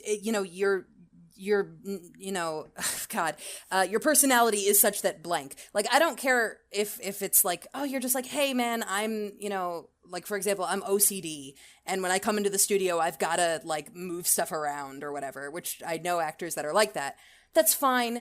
I don't care. My problem is with someone that's like, I was worried about email blasting my demo to everyone on my email list all at the same time, but I figured I'd just go for it. That's the kind of stuff that I'm talking about, where I'm like, if you think that it's not like a aspect of you, it's not like a character flaw or like a nervous tic or whatever. I'm talking about like a calculated decision that you had to make. If you make a calculated decision and you ever think that it's going to be a bad one, maybe don't. I've had people call me on my personal cell phone to ask me if something has been cast. That's a bad move. And it doesn't matter how talented those people are. And I saw someone in the chat ask, like, do you believe in natural talent and does it matter? I do believe in natural talent. It does matter, but not as much as being professional and easy to work with. Yeah. Yeah, you know what? I'm immediately following up on that natural talent thing. I want to clarify. I want to clarify as though I'm correcting you. I want to put my 2 cents in there. Yeah. Fair enough. I actually don't believe in talent in the way that I see it online all the time. Like, oh, I wish I had that person's talent. What you're seeing is practice you don't know about. Sure. Because like I see like just because I saw that that comment multiple times, so I guess I'm just switching over to a different question now. But like, it really is. It's amazing to me that I wish this was more universally known. You can get so good at anything if you put in the time. And people are always like, but I don't know how to put in the time. It's like, just do it. Worrying about it, you're not putting in the time. Just fucking start making shit. If you just start, that is so much better than not starting and wondering, like, you can do stuff wrong. Yeah, like you can learn how to, maybe you don't get your anatomy right in artwork and you learn to render. So you learn shading. So you have these like great shading and coloring on these abominations that don't look like humans. But like, really, all you need to do is consume other media. Like, look at these other voice actors. What do they do right? Why does this dub sound really good and this one isn't as good? Like, what do they sound like? What, like, for doing music, what do you like about this song? Like, just consume a bunch of stuff and practice and go like, that's really good. How do I do that? And try to do that and look up how to. It has never been easier to get talented. Well, now that you said that, I want to to clarify my statement too. Yes. When This I is going to be the rest of the podcast. Yeah, let me clarify your clarification. No, when I say that I believe in natural talent, it's not that I believe that people come out the womb amazing at things. I do think that some people, when they have no skill and no practice and no experience at something, some people start just on a different level from other people. They're all in the general realm of garbage, but some people are closer to getting out of that realm than others when they first start. Yeah, the way I like to think about it is like a character creation in a video game where like some people like you got 10 points to allot in something randomly. Yeah. Like you're making a Fallout character or something. And like some people start with more points, but like in the end, the point cap is like 100 and you still only have 10 versus 15 to start with. Yeah. Exactly. So like you can come into the, for example, voice acting world with really good charisma. Your charisma still has space to grow.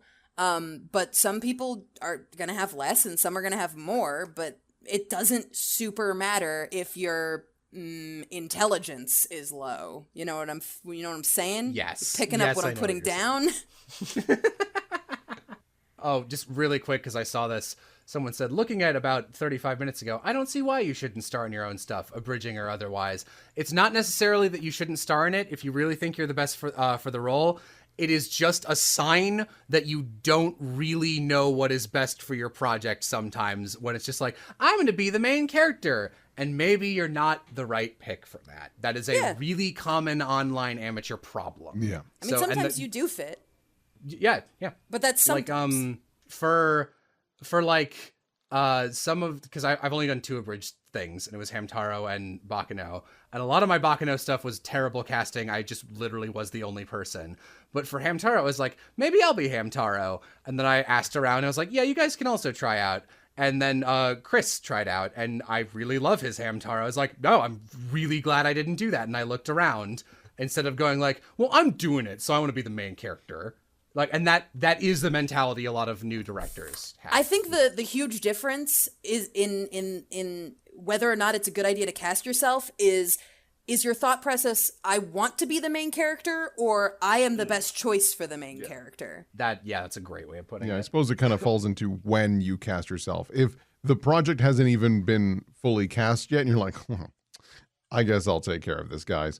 I think it's okay that you cast yourself once you've gone through all of your options. You go, all right, this clearly, I just have to do this. No one's really hitting what I'm looking for that I know I can do. That's more. I have a good example. Ooh. When I was casting Death Battle, this episode was like 3 years ago, Dante vs. Bayonetta, I play Bayonetta in that episode, but we had auditions for Bayonetta. And the reason why I ended up playing Bayonetta is because my other top choice for Bayonetta was also my top choice for Jean. And I was like, oh no, like if I go with my second choice for Bayonetta, then I'm going with my second choice for Jean too. And when you've got multiple second choices in an episode, it usually ends up bad. It's noticeable. Yeah. So I was like, well, it was Don M. Bennett. I want Don M. Bennett to play Jean, therefore I will play Bayonetta. And then a bunch of people were like, oh, her Bayonetta was good. So I was like, okay, I made the right choice. But if I had just steamrolled into the Screw Attack office and been like, I'm playing Bayonetta because everyone else can fuck off, that would have been a bad time. And you shouldn't do that. I've admittedly done it once, but that is a small portion of my work. Whereas for those of you in the chat, I'm noticing some people are like, whoa, Death Battle? Yeah, I've been casting Death Battle since Gara vs. Toph. So about 3 years. Yeah, here, do the people who aren't me and Will, we have about 100 more people who joined. So do you guys want to quickly introduce yourselves for when you hop midstream? Yeah, I'll start. My name's Marissa Lenti. I'm an anime voice actress and voice director. And apparently, I'll list off my directing credits this time since I did voice credits last time. I am the casting director for Death Battle and have been for about 3 years. I also work at a studio called Sound Cadence, where I do a lot of their video game and anime casting and directing. Some of the casting assistant credits that I have include Ruby, Red vs. Blue, Camp. Are you noticing a trend? It's Rooster Teeth projects. Sound Cadence is like the biggest outsourcing house for casting for Rooster Teeth at all, I think. I believe we are, at this point, the biggest outsourcing house. Yeah, so that's my job. My name is Griffin Puatu. I'm a voice actor and occasional voice director. I've done a bunch of video games and a couple of anime shows here and there, like One Punch Man and Hunter x Hunter. Some of the video games would be like Black Desert Online, which is an MMORPG, Shadowverse, which is a virtual card game. Yeah, that's me. I'm Jay. I do a D&D-ish podcast called Thrilling Intent over on the Third Wheel. I've got my own channel, which is Stabbiness. If you want to check out some more casual stuff, I'm mostly around here to talk about YouTube stuff. How's it going, everybody? Yay. What are some good rewards for Patreon and stuff to put on it, specifically for... Whoa, that just popped right out. Well, I missed it. I think it was specifically for animators. But, Jay, I know you guys made a really patron-friendly Patreon and then changed it. But I do think your Patreon is still one of the better ones I've seen, if you had anything for that. Yeah, Patreon is something that, okay, so we joined Patreon pretty shortly after it started. Not immediately, but, we got to see what everybody else was doing, and, we leaned into it pretty hard. Each of the members of our group had, at least some sort of a talent that we could turn it into something that we could make for backers. Starting out, we did a lot of what are called, individualized rewards, or, something that we would take time out of our schedule to, produce something for a person, specifically, that would only be for that person. That is a great way early to definitely get patrons. In the long term, it is probably not feasible. It's not future-proof. We quickly discovered that, our artist was definitely becoming overtaxed because we never guessed that we'd get X many patrons at Y tier. In terms of what you want to do with your patrons, you need to figure out what you're comfortable with. Especially if you're an animator with a fan base. You need to think, hey, okay, so I can maybe do gaming sessions with my patrons once a month. We give out a Discord link, something like this. We might even live stream it. But if you're an animator and you're like, I'm not comfortable with that, don't do it. Do only Raise what his you're... hand. Yeah. Do what you're comfortable with is the core thing here, because if your Patreon starts up and you're already miserable fulfilling patron requests, and you get more successful, you're sort of digging your own grave.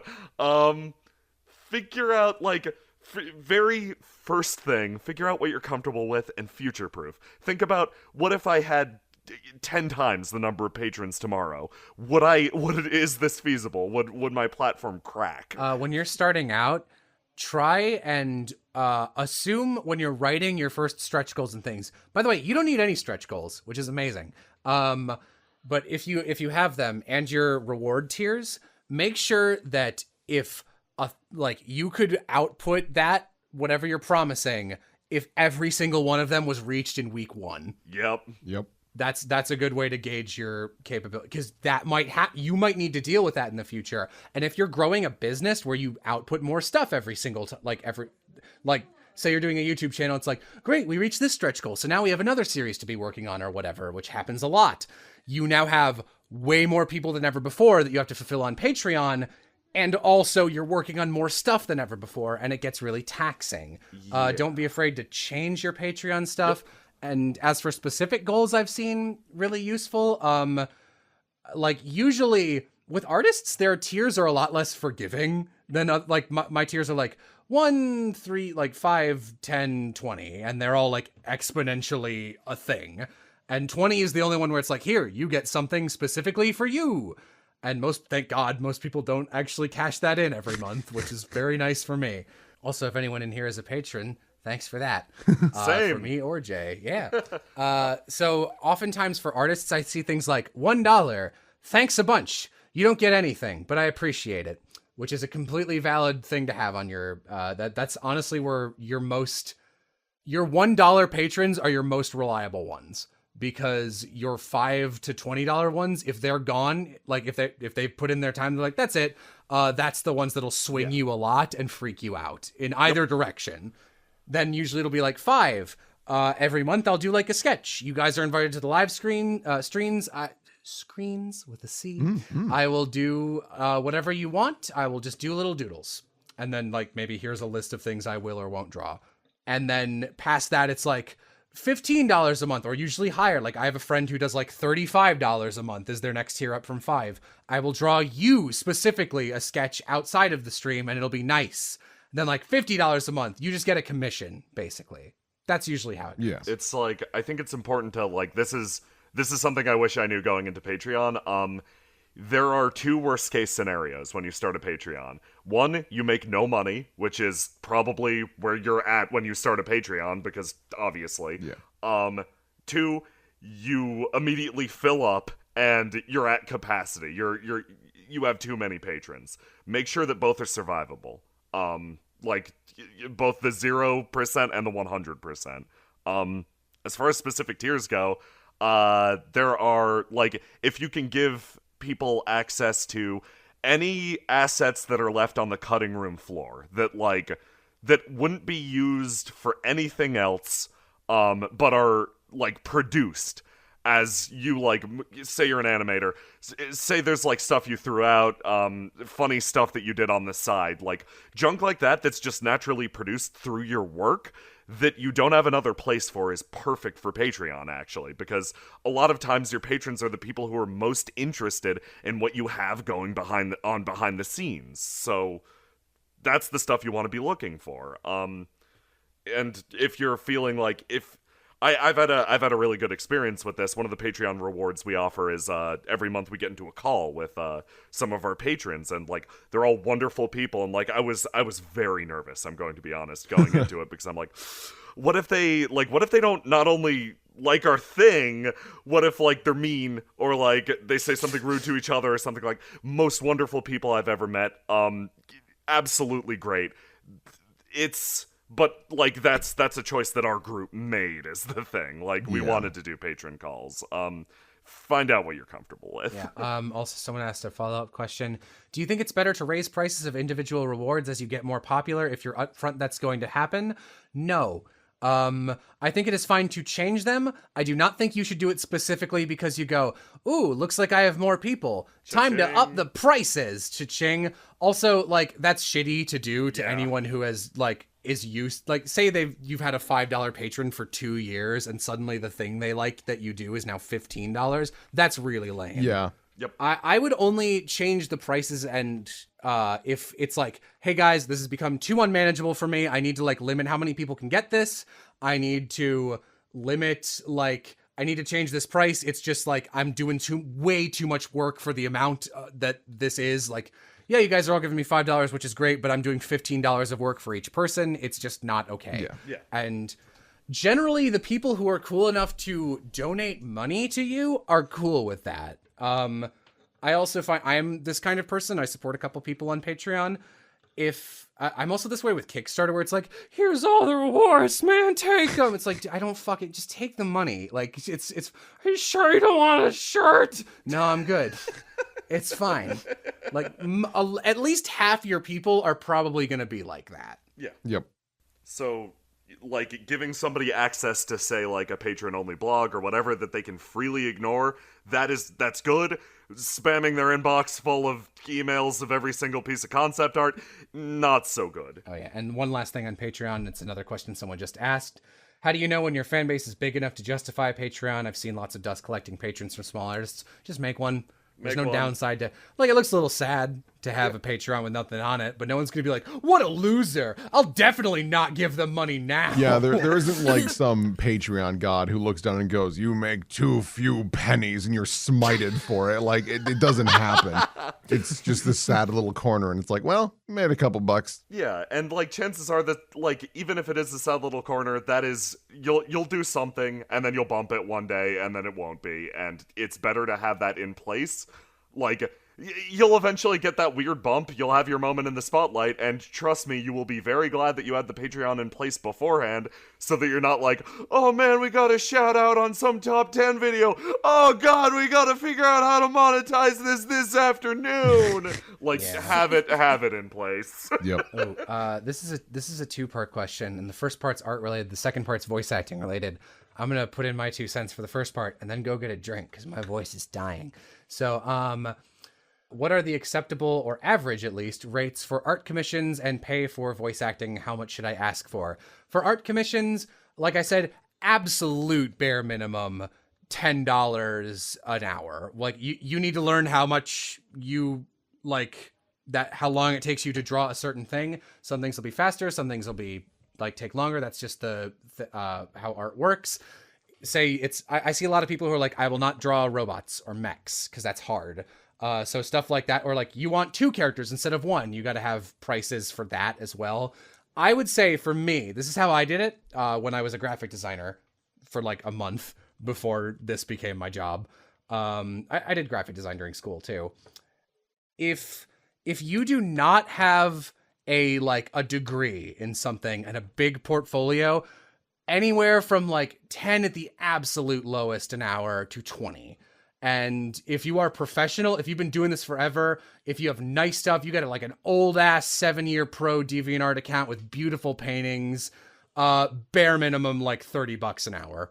Yeah. You might be a fast artist, but $30, that's the rate for graphic design at the very least. It's a luxury. No one needs art. So like, that's just something to keep in mind. Like, I talked to a bunch of different firms for illustrators and actors, and they were graphic design artists, and they were like, yeah, what are you looking at? I was like, I don't know, like $20 at bare minimum. Like, yeah, nothing we offer pays less than $30 an hour. And that's pretty much the industry standard, at least in Chicagoland. What was it? Standard for actors? Was that for I think that was the voice second acting.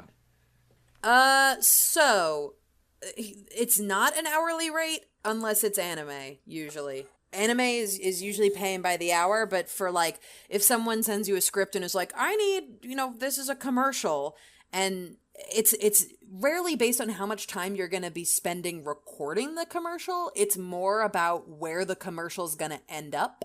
So if someone just says, how much to record this commercial, you ask, well, where are you putting it? Is it only going online? Is it going on radio? Is it going on national TV? How long is it going to be there? Forever? For a month? For a couple weeks? What's the deal with that? It's those kinds of questions that get you down to the nitty-gritty of how much you should be charging. And because it's your voice, right? And if you sell it to them in perpetuity, they're going to use it forever. And maybe you don't want them to use it forever.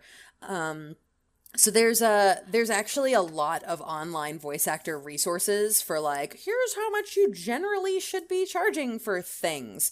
And SAG-AFTRA has a really good one when you go union. When you're non-union, you can maybe cut those rates down a little bit to whatever you're comfortable to. But like, it's not hourly pay usually, and maybe Griffin, you have more insight into LA like standards. Yeah, I can throw a couple of numbers out there. If you're out in LA and you're working, usually, video games are about $200 an hour with a minimum, meaning either a 2-hour minimum or more. So if they book you for an hour, they're going to pay you $400 because they've guaranteed to pay you for at least 2 hours. Sometimes it's 200 with 3-hour minimums or higher. Sometimes it's higher rates because they can. And that's usually what non-union video games stuff. And anime falls into the non-union world. And LA, the rates for dubbing are, I think, like $75 an hour with a 2-hour minimum. But everything's kind of in flux because non-union, it's the Wild West, and you can kind of do whatever you want. It's really up to the people running things and the people participating to be like, hey, we like this rater. Hey, we don't. If you become a union actor, meaning you work on a project that is, handled by the Screen Actors Guild of America, SAG-AFTRA, then they have set rates that are sort of set in stone that sort of vary depending on what kind of role you're doing, what kind of project it is. For the online world, it's trickier. If you're not doing a session, don't charge by the hour. Kind of find a nice number that works for you. I would say like Jello said earlier that like $3 per line is pretty solid for online work. That's pretty great. Because if you're recording on your own and you're maybe doing like 60 to 90 lines per hour, that's how long it's taking to do. You want to be, I'd say, get charged around $100 to $200 per hour. So per those 60 to 90 lines. But not everyone has that kind of budget for an online project. So just ask yourself. Also, when you're thinking about how much you should hopefully be getting, keep in mind whether a project wants you to like clean up your lines or not, or do any of the editing. Exactly. If you're going to be spending if you're going to be doing all of the editing and all of that, they're putting that work on you. Definitely be like, hey, I'm going to charge a little bit more. And if they're not comfortable with that, then maybe pass on it, I'd say. I actually, on that note, I actually have to leave the stream a little early. I gotta get some work done. I know. How dare. No worries. Well, thank you for being here. Yeah, thank you guys so much for having me. Mouthful of hamburger. Yeah. Thank you so much. Yeah, it was really great having you. Bye. No. Yeah. Thanks for your help. That's Griffin Poitou, everybody. Give him a big round of applause. Oh, thank you. I'll be here all week? No. All right, guys. If you want to check me out, you can find me on Twitter, Griff Voices on Twitter and Instagram and all that. So, yep. I'll stop talking. Bye-bye. Okay, bye-bye. Bye. Thanks for joining us. Bye-bye. Who was that? He's finally gone. What a shill. No.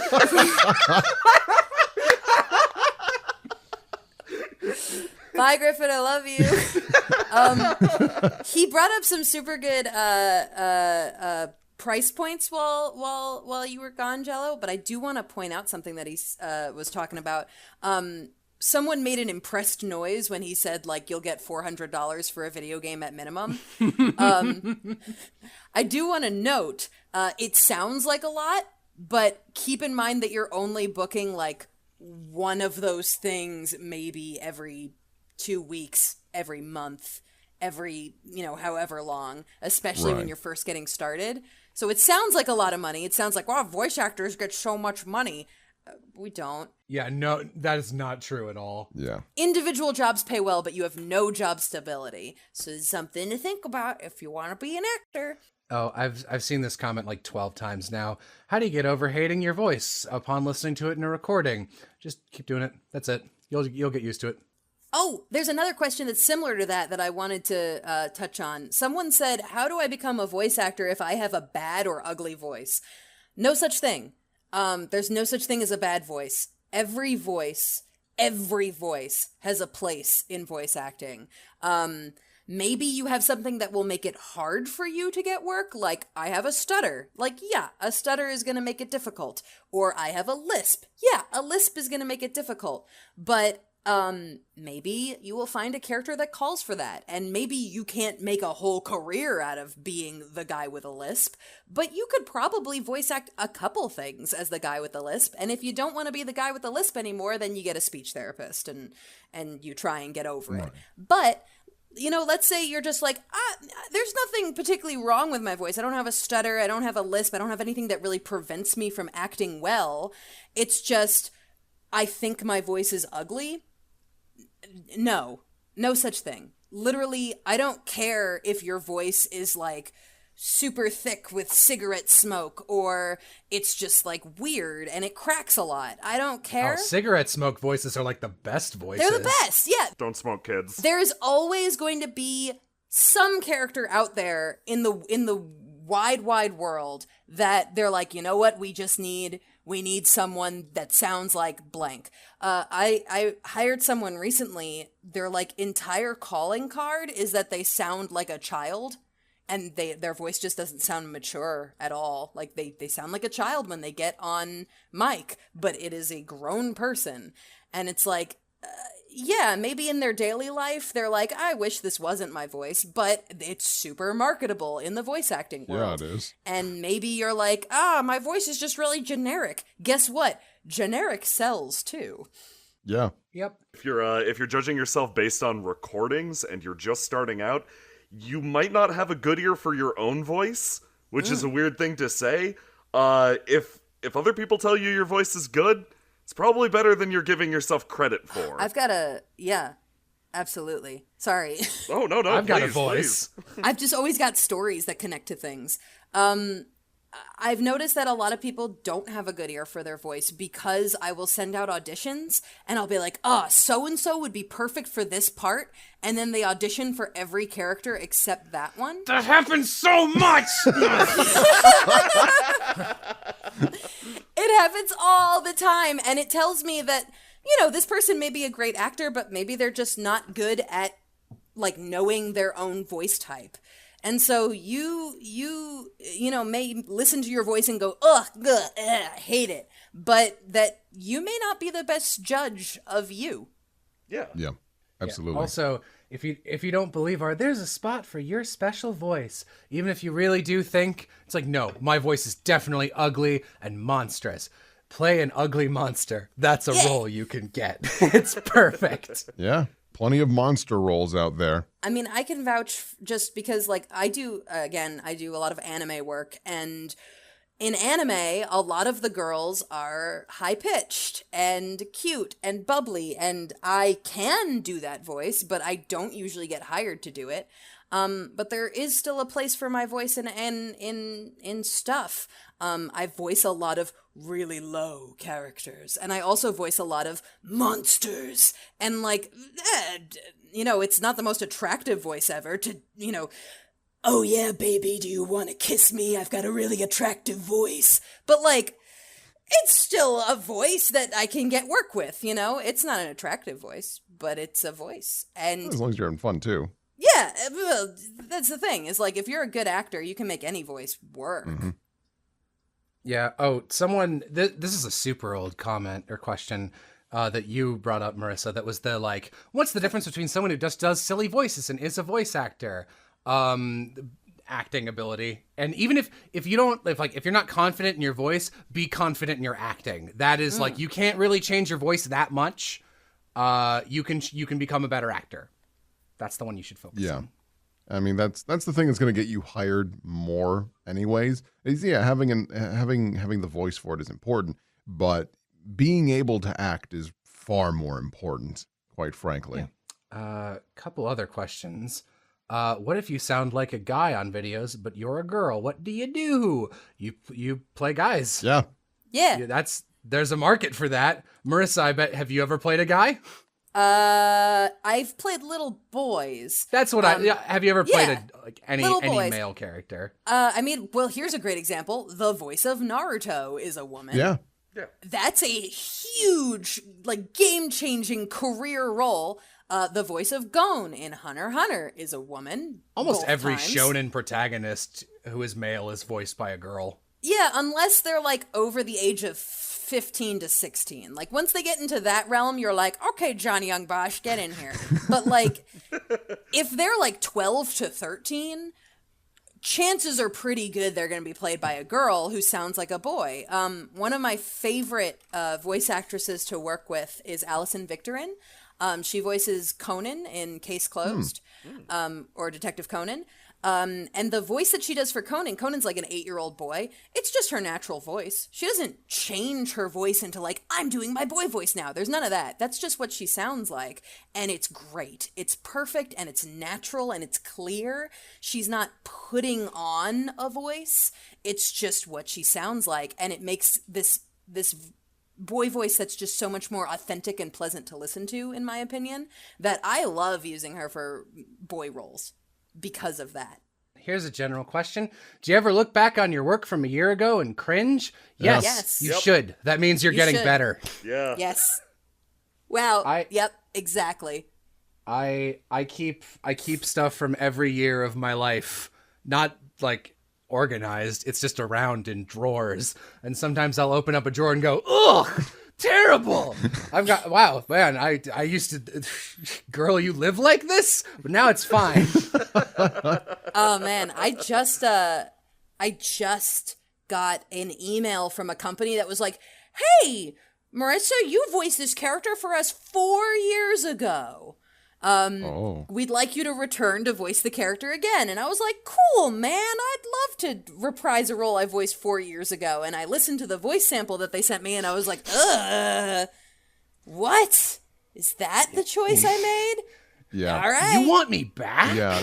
Yeah, right. But like, I mean, it was good work for the time, and it was good work for what they needed. Like, obviously, I'm not saying that they were dumb to hire me, but what they needed from me was not that intensive. You know, it wasn't a lot of heavy lifting in the cast. They didn't need me to carry the meat of the whole thing. They needed me to be a flourish on this thing, and my voice fit what they were looking for, so it made sense. But I'm like, I personally feel that for this new project, in which my character talks way more, I will be able to deliver more.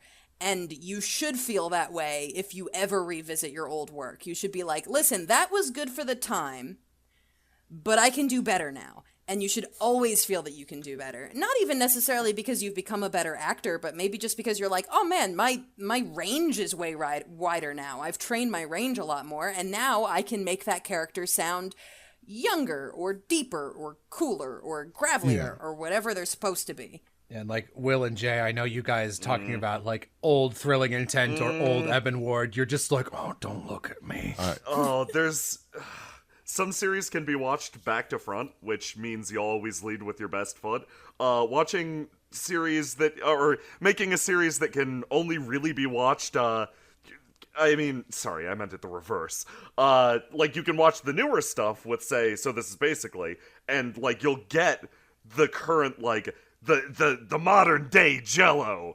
The one with all the killer jokes, and then you go back in time watching your stuff. Making a series where it's like, gotta start at episode 1 with the bad stuff, and us getting funny won't be seen for actual weeks. Yeah.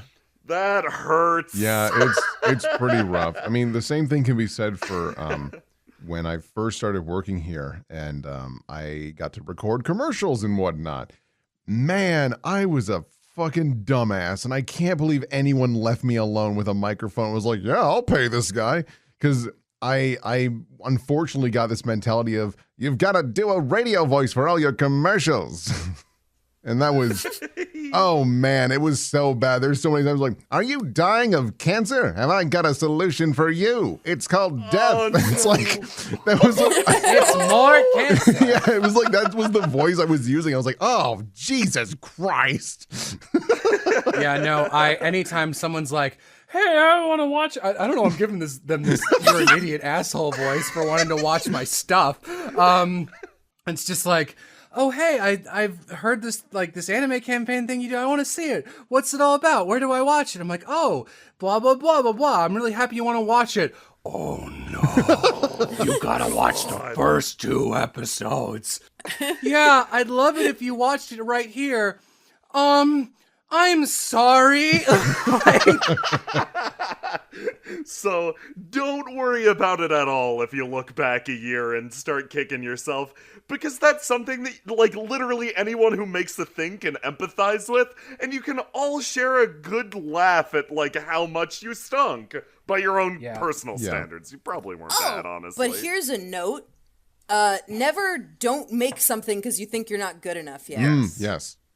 You will never be good enough in your own Ever. eyes. Yeah. You will never be good enough to make the thing, and then the thing will never get made. Way better to make the thing and for it to be like, well, that could have been better, but like now I've learned, than to be like, one day I'll make this and it'll be great, and then, you know, one day you're dead, and it never happened. That's honestly some of the best advice you could ever give someone. Yeah. No, like I have a friend who, like, I've known for a very, very long time, who wants to do a webcomic, and I have a lot of friends who want to or have started a webcomic, and they'll be like, yeah, I'm not sure, like, I really want to get better before I start. And I'm like, motherfucker, you read webcomics, you know how this goes. It doesn't matter. I already hate the shit out of my first page, and I made that like a little over a year ago. You're screwed. Just get started. Yeah, I got some really good advice. My uncle's a writer, and he gave me some very good advice early on, which was, if you're afraid of starting out because you don't think you can meet your own personal standards of quality, good. In your own head, that means you have a bar that is already set high. It means you know how these things fit together.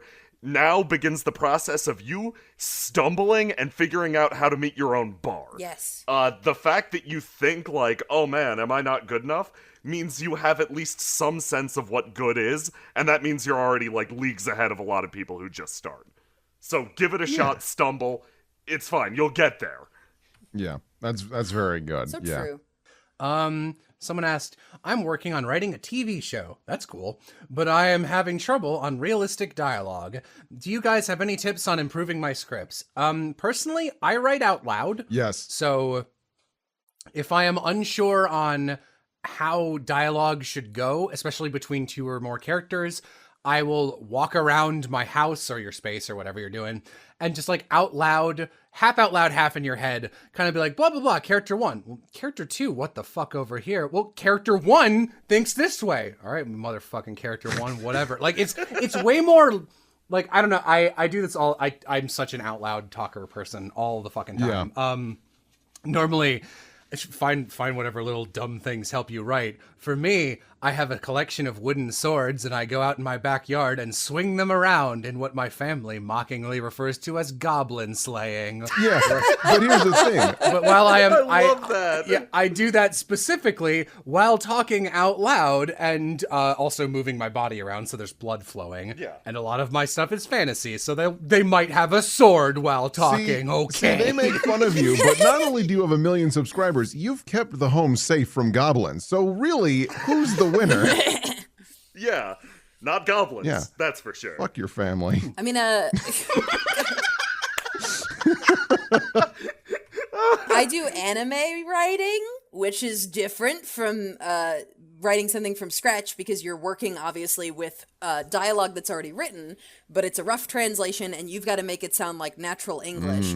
There is no better substitute than for speaking out loud. Absolutely. Because if you write something down off of a translation and you go, yeah, that sounds like real English, I guarantee it's going to go to the booth and someone's going to be like, who wrote this? Like a stupid turtle? I don't understand. What is this I'm gonna supposed steal to be? that as my new I can't swear angry thing to call somebody. Stupid turtle. It's just, you know, you'll write something, and I've done it tons of times. Like when I'm directing, you have to rewrite the script on the fly because you're like, oops, like this is 5 flaps long, but there's actually only 3 flaps, and you have to rewrite the line to fit how many mouth movements are going on with the character. And I'll write something down and I'll be like, that sounds like a thing, and it'll fit. And then my actor will be like, what the this is not a sentence. What have you created, this monstrosity of the English language? And I'm like, oops. that's why you speak out loud along with the anime. Like, as it's going, if I'm like, okay, I need to have like a 17-syllable way to tell this character off, as it's playing, I'm saying various things out loud until I find something that fits and sounds like real conversational English coming out of my mouth. Because if you write in silence, you're just going to create like weird stilted nonsense. Yeah. I don't know if this is just in general, like I have a fairly intensive improv background, but I found that like I'm often surprised at the shit my characters will say through my mouth responding to each other. I'm like, that's really good. And I definitely would have written that down as a response if I'd just been looking at things on a paper, because like at least for me, acting is the same way. I do so much better if I can listen off of the person I'm talking to, where like, you know, you can respond like a human, and really writing's the same. Yeah, there are two ways to write. You can write something to be read and write a way to be said. And I need to tell people that a lot when it comes to commercial writing, because there's so many times I'll get these scripts and I'm like, dude, in a newspaper, you nailed it. This is not a newspaper, though. This is going to be a human being talking. And there's too many times, especially if it's a two-person script, where it's like, man, my car broke down. Well, did you take it to so-and-so? So-and-so? Yeah, so-and-so. Well, I'm going to so-and-so now. It's fucking annoying. It's not how humans talk. But if you just write it out like that, it seems fine. But when you say it out loud, it's just awful. Yeah. Yes, hello, I am Human Woman. I would like to use this product to solve my problem. Here you are, female. Has this ever happened to you, fellow human? It's like, this is something I generally keep in my back pocket. I've got a bunch of writer friends, and whenever we're writing something like parallel to each other, if you really need to work on dialogue and you really want to make it natural sounding, if you have somebody who knows your work really well, ideally you can just be like, hey, help me workshop, can we talk as these two characters for like 5 minutes? Yeah. And it'll generally get you in the right space. But if you don't have that, and you do have friends who have their own fresh OCs, just have a conversation with their character. It helps. Yeah. It helps so much. Write fan fiction. Yes, in fiction. Yeah. Yep. Speaking Right. of the words you just said. Oh, okay. I'm I'm glad you were listening. Human, Yes. I swear I was. I'm just reading over this question because I just lost it. I'm trying to skim for it.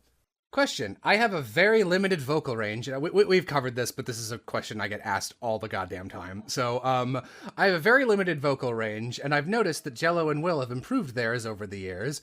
Do you guys have any personal tips for that? I host D&D and would like to make videos. We talked way earlier about one of my favorite ways to find new voices, which is doing impressions of other things and doing them kind of wrong a little bit. Yeah. Yeah. I mean, also just experiment. Like, just wing it and see what comes out. Because that's sometimes the best. Like, Sweaty Goblin for me, that was just by complete accident. And that's one of my favorites. What does that voice sound like? A sweaty goblin is a lot like this, and for some reason he has a little bit of a French accent sometimes. I have no power over it, though. But it's like, I just found that by accident, and it's one of my favorite voices. I'll never get paid for it, but it's still great. Marissa, if you ever have a role that voice fits for, I will pay you to cast Will. Listen, you don't know my life. I totally could. That was in no way a joke request. Ichigo Kurosaki, this is my Bankai. That sounds perfect. I have a good example of a stupid voice I got paid to do. Yes, please. Oh, hell yeah. So I voice a character named Kohaku in Another World with my smartphone. And Kohaku has two forms. She's a tiger, so there's a big tiger that is just like a really deep, growly thing. But then she turns into a little tiger. And the voice I ended up giving her was the stupid, like, joke voice I used to do when I was watching Hunter x Hunter with my friend. We'd be like, oh, hello, I am Gon, and I'm gonna go to the place and fight the guy! Fuck you! Like, that voice. That's I what love she that. sounds like. That's wonderful. Oh, I love that. Just like, I'm gonna eat this pine cone. It'll help me defeat the chimera ants. Oh man, specifically the concept of eating a pine cone, no joke, is one of my favorite things in the entire world. It is so That was funny. our go-to joke for Gone. That's amazing. I wish you told me that before I watched Hunter x Hunter, or at least the first half of it. I would have enjoyed Gon so much more if I imagined him randomly eating pine cones. But there's a point. Oh god, it was based on something. There's a point where he like rips up some grass or something and eats it, and we're like, oh, he's this kid. Like he like puts glue on his hand and then pulls it off and then eats it all. That's Gon in like a nutshell. Yeah, but like you get voices. Two things: you get voices from the dumbest things. Like we did this Pokemon. There's a Pokemon manga called Pokemon Adventures, which is great. And Will and some other friends and I read through, I think, like the first couple arcs of it together. Yeah, we got pretty far. Yeah, we got pretty far, and like a lot of us were voicing multiple characters, so we had to do multiple voices. And two of the voices I loved using were we call it the Bill voice now after this use of the voice, but like it's just this like sort of stupid meandering voice, and that I really like doing, and I've done it in a couple things before, and it can be like either like super cartoonish and highly dull, I sound like this, but like also you can do it slightly more realistically. But I originally did that voice because I was making fun of a character's voice in Fire Emblem Radiant Dawn, and then I combined it with my bad impression of Otacon from Metal Gear Solid. So now, even though that's nothing what Otacon sounds like, that's the voice he sounds like in my head. Yeah. That, and my other point is, it's not just about your vocal range. Again, there's a lot more to a voice and a character specifically than your voice. There's a lot more to a voice than a voice. Oh, Thanks for coming to Tip of the Tongue. I hope you guys got something out of this. So, Yeah. no, but like for our tabletop stuff, I obviously can't do a girl voice. But there's a bunch of different ways where I can do like one voice. It's just like, yeah, this is just like a dude voice, or it's my own voice. But then in my head, it's just like, I am playing a girl right now. She sounds a little different. And that doesn't mean like, I like makeup. I'm a girl. For some reason, I sound like I'm from Southern California. I'm thinking specifically of, it's a weird character in those fill in the blank streams I do. There was this really hoity-toity lady in the last one. I don't remember her name. It was like Angela Lada or something. But instead of going like, I'm playing a girl, it's like, I am playing this motherfucking awful, meant to be like, it was like a Hitman stream basically. So the player's goal was to just kill her. So it's like, I want her to be terrible immediately. So she was just done with everyone the entire time. This voice that I'm doing right now sounds absolutely nothing like a woman. No, like almost no woman sounds at this register. I'm clearly a man, but just doing that is like, if you're doing table stuff and if you're making videos out of that tabletop stuff, that's way more than enough. Yep. absolutely. In my own case, God, my range sucks. So, and that's something that you just learn to work around. The big thing is, drawing it back to earlier, acting. Like, can you embody the character well enough? And if you are worried that what you just said could be interpreted as either character in a scene, because if you are doing tabletop stuff and you're the GM, you're gonna talk to yourself a lot, and you need to convincingly have a conversation with yourself, sometimes in the same voice, and the viewer needs to buy it as two separate characters. There's a lot of, like, emergency stopgaps you can use a lot of qualifiers, like, have somebody perform an action and then immediately follow up with some lines while you're still getting used to it. And as you get more and more into the scene, it'll start to separate a little bit more and more. If you can visualize it in your head as two people, generally that's enough if you can embody it. Yeah. That's definitely like, that's what you want to do is that's acting, is trying to like specifically embody the person that you are playing in your mind. But like, again, it's not just like what your voice sounds like, it's also the way they speak. Yep. So the lady I was doing, she had a very legato voice. She goes up and down, and I'm doing this thing with my hand as I do this voice. And that voice is really similar to my Phoenica voice. But Phoenica's a little different. She's like more pointed, and she's so dumb. And it's a slightly different, but barely doing anything different. That's how you can make those differences. This is, I think we're doing this specifically from a tabletop angle right now. But yeah. I mean, bits and pieces of it can be used in actual voice acting. It's finding that voice and how to make sure that they are a little different. Yeah, but I mean, I think the bottom line, especially relating it back to what the question was originally asking, was just like, you're never going to organically create voices by just sitting down and thinking really hard about it. Yeah. Like, just do dumb voices for things. Yeah.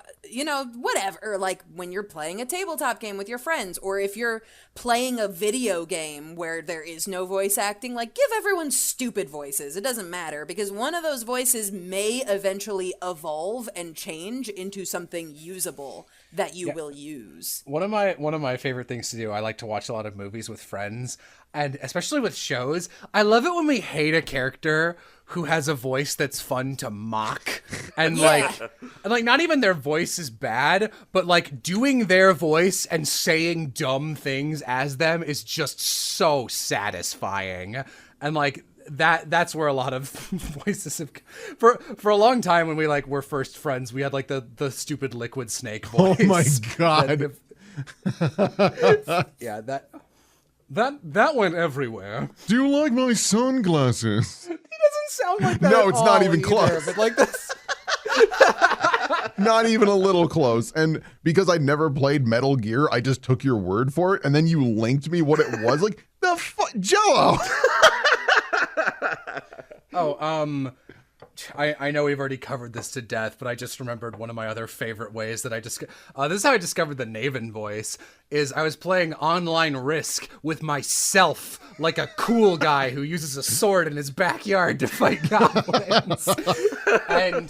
And I had this one rival who was an AI was like fucking me over really hard, and in my head my group was from like, I'd randomly been started on like a cultist island, so I was a bunch of cultists. So to make myself not angry that I was losing so hard, I gave the cultist this voice, so every time something would happen, it'd be like, it appears your entire navy was sunk, you motherfucker.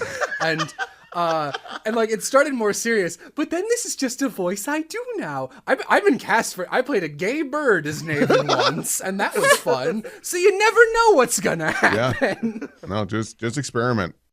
Just mess around and see what happens. What is it like auditioning for something like Funimation? Is it in person?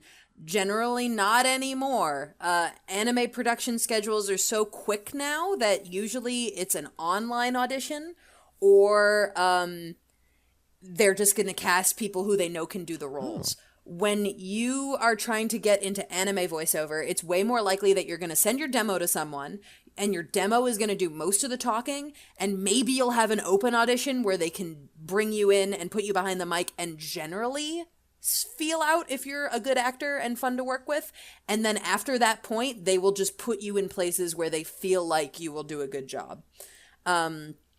I like to have online auditions for any anime that I cast and direct. Not every director is like that. Cool. Good to know. You know what? We've covered this, I think, 3 times on this podcast before, but every person who sees it is another person that won't ask me. So what are some tips? Like, what are some things for a home setup of recording? There's 3 components: your recording space, your microphone, your like input device, and your surroundings. And your microphone, that's the one everyone knows. It's a microphone. Sometimes you can get slightly shittier microphones to sound good.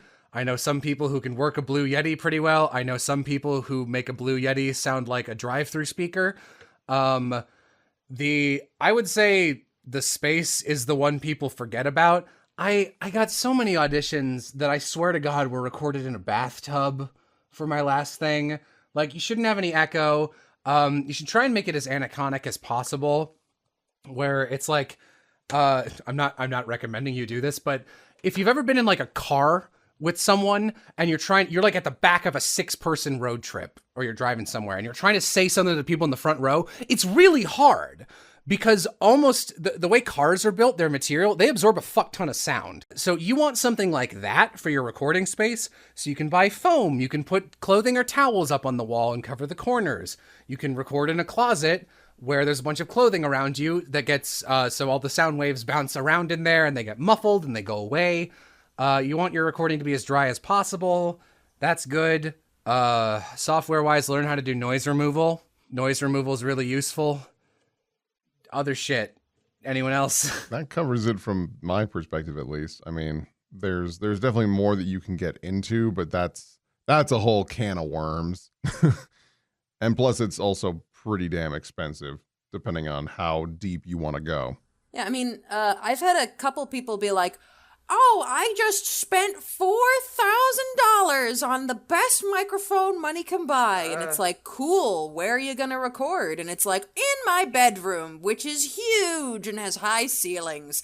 And it doesn't matter at that point how good your microphone is. At that point, it's just... Yeah. You wasted your money. Yeah. So, like, okay mic in a great space is always going to sound better than the best mic ever in a terrible space. It's hard to, like, this is something that people have gone over a million times, but there are a lot of, like, if you just Google, like, how to build a home studio, and just ignore the people that are like, buy a whole whisper room, you can probably find a lot of people who have gone through all this information, like, step by step a million times, where it's just like, you gotta treat your space, and here's how you do it. And then you can think about what microphone to buy. Because people usually jump the gun and get the microphone first. Yeah, it's not going to help you. I think it's just because they're really excited. Like, well, I'm going to be a voice actor. I need the microphone first. Understandable misconception. You need to have a location first, quite frankly. And to be to go off what Jello was saying about the car, your car is actually a good place to record voiceover. I recorded Welcome to YouTube in my car. Yeah, as long as where you're parked isn't, noisy or sketchy, you could do it in your car. I have recorded plenty of auditions out of my car when I'm on the road. So, that's fine. The closet, once it gets treated, is a favorite. Yeah, it's really tempting to just go out and buy the best microphone money can buy, but it's not going to help you until you have a space. But there's a lot of ways to make it work. And another thing I'll say about microphones, if anybody asked, which is possible they did, don't just Google, like, best industry microphone and then buy it. Because that'll lead to you probably buying a Neumann, which, listen, Neumann microphones are amazing. We use them in our in our studio at Sound Cadence because they are great for almost everyone's voice. Almost everyone sounds good to great on a Neumann. But the problem with it is that if you're building a home studio, you have so many more options to find a microphone that makes your voice specifically sound good. And even though I always recommend Neumanns for studios, I actually do not use a Neumann in my home studio. I use a Shure because I have a very low voice and it picks up lower voices and makes them sound really resonant and nice. So I experimented with different brands and found that one was the best one for my home studio. And if you just go out and if you just Google best microphone and then buy it, you're going to end up with something that, you'll sound good on. Listen, no one's going to sound bad on a Neumann, but maybe you would sound even better if you experimented and found the microphone that's right for your voice. Yeah. You're going to be spending a lot of money. You owe it to yourself to put the research in. Yeah. Because who knows, you might find out that instead of dropping $4,000 on a microphone, you only need to drop like $800. You don't know. Yeah. Here's a totally separate question since we have Marissa with us. Any tips for practicing ADR on your own? There aren't a lot of classes offered outside of LA or Burbank. Yeah, it's really difficult to practice ADR. The unfortunate thing is... Also, sorry, what is ADR? Oh, ADR! It's automated dialogue replacement. That's when you listen to something in another language and then lay down your language. Like anime, for example. When you dub something into English, it's called ADR. Dubbing is the more casual term for it. It's hard to practice by yourself because the basic process of it requires at least 2 to 3 people. You need somebody who's going to be helping you move the script around. You need somebody to be engineering for you, and then obviously you need to be working.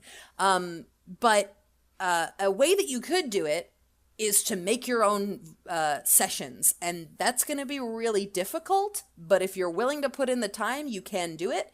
All you need is an audio file of 3 beeps, so that are spaced evenly apart, so beep, beep, beep, and then you would have to go through the entire session and mark off every single time, every time code in the video where your character starts talking. Then you'd have to wipe out all of the dialogue, which could be as easy as just deleting the whole audio track. And you would line up those 3 beeps before every single time your character talks. And then you would just have to, watch it in Japanese or whatever language, and then play yourself through in English. So beep, beep, beep. On the imaginary 4th beep, that's when you're supposed to start talking. It's hard to practice on your own. You could theoretically build yourself an anime session to do at home, but the good thing is, the silver lining is, most people, or most directors who are going to hire you for anime don't expect you to know how to do ADR. They are fine teaching you your first session. And I just taught an actor how to do ADR for their first session, and you pick it up pretty quick. And then once you do anime consistently, then you end up just being good at it all the time. But generally, you don't need to practice because you will get better at it while you're on the job, and most directors expect that of you. All right. Separate question that's also been asked a million times, and some variants of this. A couple people have been asking, whenever I make a character, I always make them, or whenever I always make their judgment and how they react to conflict exactly the same as my own thought process, which ruins their overall personality. How do I fix this? There's been a number of similar questions, so that's just the one I picked since I saw it. For me, I'm trying to remember exactly how I took a bunch of, I've done playwriting and had my plays produced and stuff, but it's been a while. Oh my God, it's been 7 years since I took that class. The way I learn how to do this, most of my stuff is dialogue driven. And one of the most simple things I learned in one of our first exercises is just the I want scenes, where no matter what you're doing, your character should always have a want, whether that's as grand as I want to save the world and defeat King Dragon, or I want an egg, I'm gonna go get some breakfast, or even I'd like to talk to that person right now. I'm gonna walk over there. That's it. They should always have a want. This is something you should always, at least some level, keep in mind. Even if you're in this scene, X, Y, and Z need to happen. You need to make it believable that your character would reach that story beat with their own wants and desires and personality. So a little exercise I like to do, because I'm a self-indulgent loser, and Will and Jay can verify this, because constantly, anytime someone posts something that could even kind of a little be construed as one of my characters doing anything, I'll go oh, that's that character. That looks like that character. That's how that character acts. Because in my head, I'm just trying to get so used to it and realize these people as 3-dimensional living beings, and it helps a lot. So something you can do is take an exercise is how do 3 characters react to the same situation? So haven't done this in a little while, but I've been trying to rewrite some anime campaign stuff. So character I wrote, there's 2 little girl characters who are now both central characters in the rewrite, named Molly and Trixie. And Trixie is not my character. She's Civ's, Will's girlfriend, who's on a bunch of our surprise round streams. And actually some of Jay's stuff too. And she does a lot of cool art. And she fucking did the JoJo videos. Check her out. Spectral Fusion is her screen name. So she made Trixie, and she and Molly are 2 members of a trio of 3 characters, and both of them at a glance are very similar. They're both 12-year-old girls. They're both kind of like quiet and sort of monotonous to the point that like if I do their voices, they are the same voice. I cannot do Trixie's voice. It is my Molly voice. But like they do react slightly differently. Both of like they're both sort of like Molly. I have to give a little description for this to make sense as an example. So Molly runs a store even though she's 12. She's very beaten down. Her entire life is like, this might as well happen. I guess I'll like if someone breaks something, she'll walk over and mop it up and just silently be like, I'm gonna be the one to do this because no one else will. Whereas Trixie is also like, why is that happening? But her two modes are like, yeah, I guess this might as well fucking happen, and being bitter about it and having like these sudden silver tongue hardcore fuck yous or scary moments, which makes sense because a lot of her family is that way. Or she will just like go nuts at something and freak out. So when I'm like, okay, how would they react to this situation? Well, this one character is way more like she's way more bummed out when stuff like this happens. If someone tried to mug these two little girls, because I guess that's the kind of universe I'm writing. With Anime Campaign, it sort of is. If you're 12, you're gonna have a bad time. It's like, I'm gonna mug you little girls. Molly would just be like, she would either A, hand over the wallet as efficiently as possible, and then critique the mugging, or B, give business tips to this mugger who is having difficulties trying to rob two little girls. And she'd be like, well, that's actually not going to be a really good move for you because we're not going to have very much money, except probably Phoenica, but most little girls aren't going to have much money. See, that guy over there, he's the one you're going to want to target. And stuff like that. And she's just defeated. Whereas Trixie would either freak the fuck out and go, nah, and vibrate in place, or whip out a gun. I know that was a long answer and a weird example. No. But that's the kind of exercise you should do. It's a really good example, and like you touched on it earlier, but that reaction of like, oh man, this image or like this whatever is so like X character. That's a really good thing to do. And like it shows if you do it in a social setting, it shows like, oh man, I might be thinking of like this character from this thing I'm writing. Or like I might be thinking of your character. It's a great creative exercise if you can find associations for your characters.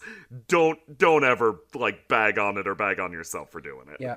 Also, kind of on the flip side of that, this is a general writing tip. Say this could be a root of some of your problems. It used to be for me. Say you've written like a plot where it's like, okay, this character needs to get into a fight with this guy in a bar, so such and such happens and they get arrested. And maybe you wrote that earlier and now you're like, all right, I've got fucking Johnny character over here. I've got Herbert Steele walking into a bar, and at first you're like, yeah, he's a bad dude. He definitely see these bikers and start some shit, and they start fighting, and then he gets arrested, and they're like, we gotta take your badge and your gun. And then you go in and you're like, this doesn't make any sense at all. Why would Herbert Steele do this? He's like a chill old 60-year-old dude. He's not going to fight these guys, or at least he's not going to start the fight. He's certainly not going to get arrested. He's smarter than that. So instead of thinking okay, I have the point I want to get to. How do I make Herbert get to this point? You should think, what actions could Herbert take to get me to this story point logically? Or what could happen in this universe that makes sense that would get to that point? And if none of those have a way that makes sense, no matter what you do, you're going to need to change the plot point or the character. And it's usually better to change the plot point. You gotta ask yourself the question, why'd I write the story this way? And if you don't have a good answer, don't do it. How should you go about choosing the right medium for your story? Stuff like, would this idea work better as a comic or an animation or maybe a game? I guess what can you make? Yeah, first of all, realize what is in your budget. Like, if you want to go like, yeah, I would love this. Like, I'd love Cornucopia to be a fucking animated series. That's not gonna happen right out of the gate or ever, probably. So instead it's just like, all right, well, what could I make this? I guess I could make it like a series of videos with like characters and such talking and a bunch of art and voice actors, but that's a lot of work for me. And I'd rather this be like, this is going to be a long project. I can't hire voice actors for like the 15 years to 20 years it's going to take. That's like, they're going to drop off. It's going to be hard. especially for something that doesn't have a ton of budget to keep them hanging on to it. Well, I could make it a book, but so much of this has to do with color theory and like I really like a lot of the jokes are really visual. Like the main character has paint powers and he manipulates visuals. And like trying to describe that through text is going to be kind of a stupid way to go about it. But if I do a comic, there's a lot I can play with there. And also that's something I could do over a very long period of time. Yeah, think about what you really want to get out of a project, what you want to present, how you want people to see it. Certain things like totally... Oh, here's an example. Will and I forever ago were doing this like show called Will and Dinosaur Piggy Bank, which was is one of the few projects I've ever put a ton of work into that never went anywhere and isn't publicly available, but it is on my Patreon. Oh. And it's like this slice of life show about Will and an evil piggy bank that's possessed by a demon or something. And that's the best pitch I can give you. Sorry. But like I did a whole animatic for like the first episode and I was like, this is fun, but like this is such a slow paced and comfortable, goofy show. Like this is a fuck ton of work. I've never done straight animation before. I think this might work better as an audio drama or something. Yeah, it also Will's character is a manager of a radio station, as he is in real life, and a lot of the humor is coming from his stupid coworkers, as it is in real life. And we had this joke where it was like, Will, can you make me some fucking radio stuff to be playing in the car for this one scene? And he made me this little like CSI Duluth. Yeah. CSI Duluth. Oh, it's not the knife that killed him, it's that darn humidity. And I was like, this would be so fun, actually. Like, what if this is a radio thing?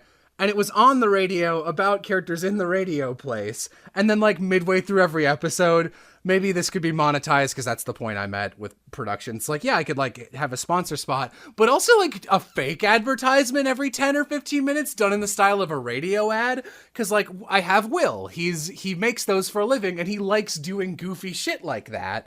That could be really fun. I haven't gotten to it because I do too much.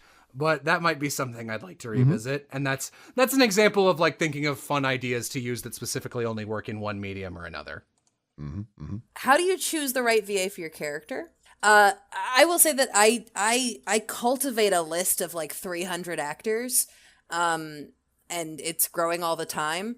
Actors that can do specific accents and can speak language like other languages other than English. And once you have a list that long, sending out an audition it's just like a numbers game, you know, when you're going to get that perfect voice actor back.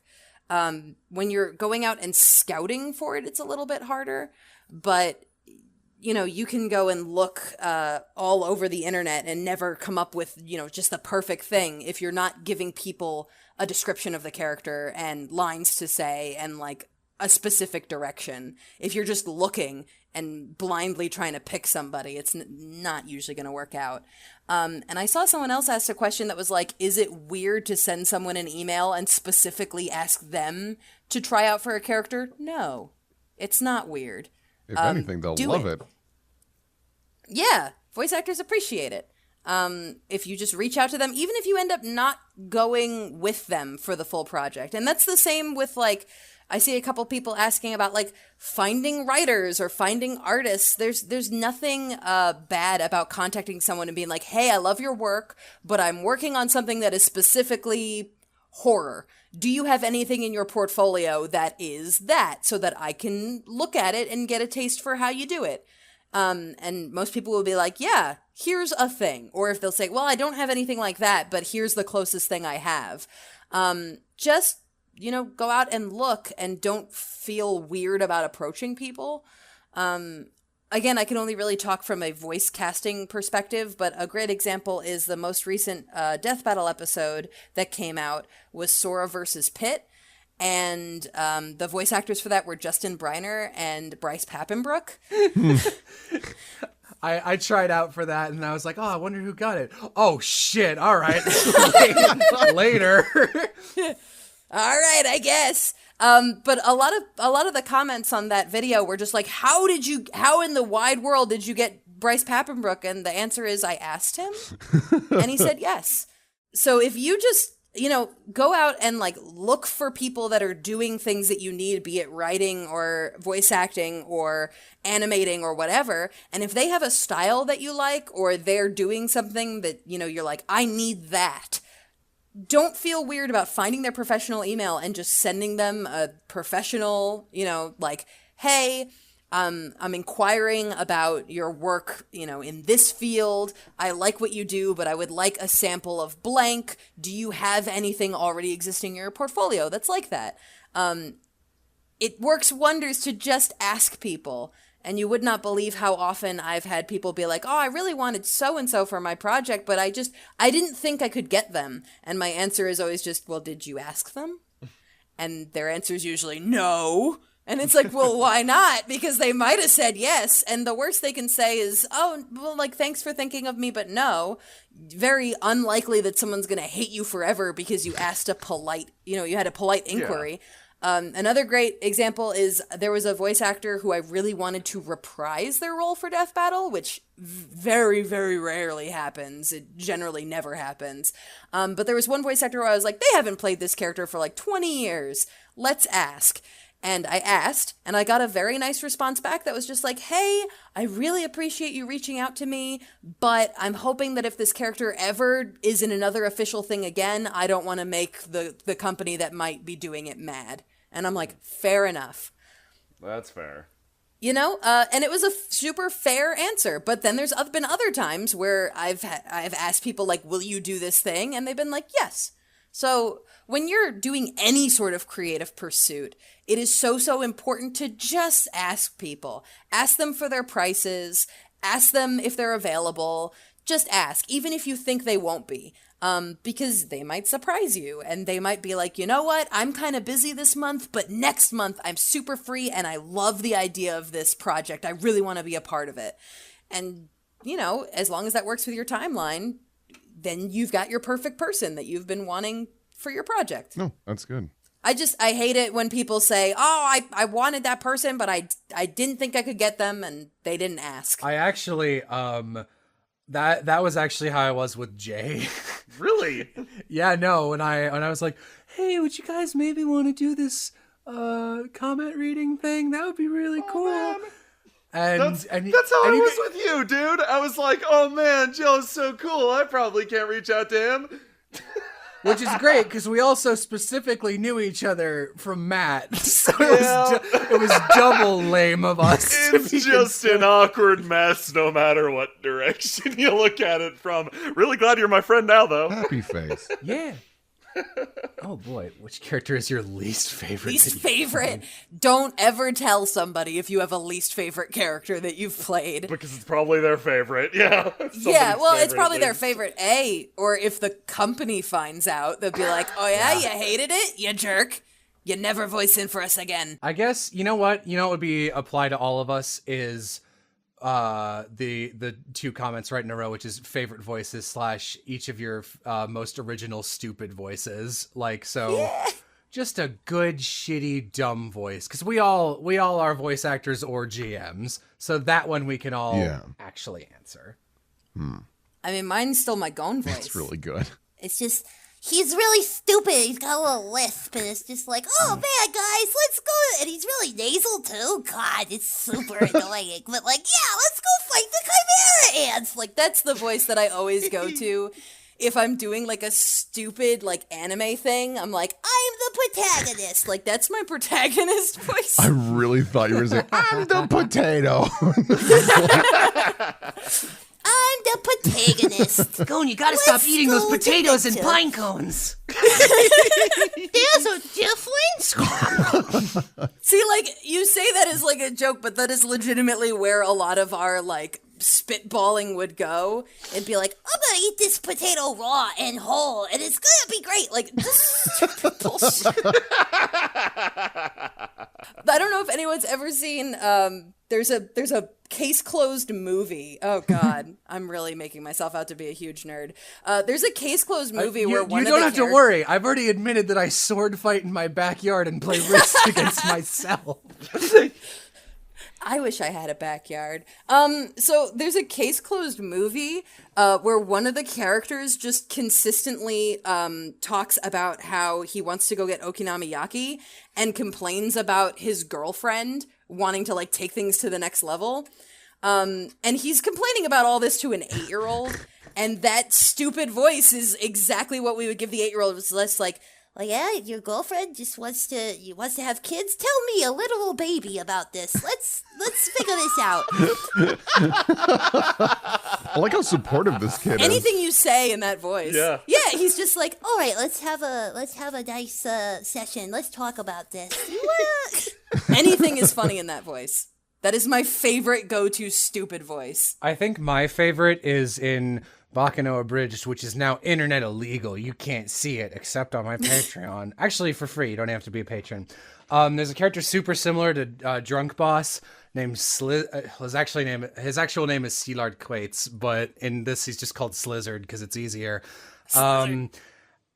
By far the most fun recording sessions I've ever had was 3 a.m. playing Lad Rousseau and then that guy in immediate succession. Because Lad's like this in the Abridged series. He's just fucking crazy and he sings songs about getting blood on his suit. And then, actually, these two voices combined are literally Drunk Boss, so that explains a lot now that I say them out loud. And then Slizzard is like, he originally started his... He was supposed to be like a really heavy corruption of Maurice LaMarche doing Vincent Price, which he does a lot, actually, in different shows. And it's like, what if it was that? Putting water in his mouth. So he's just this insane old man.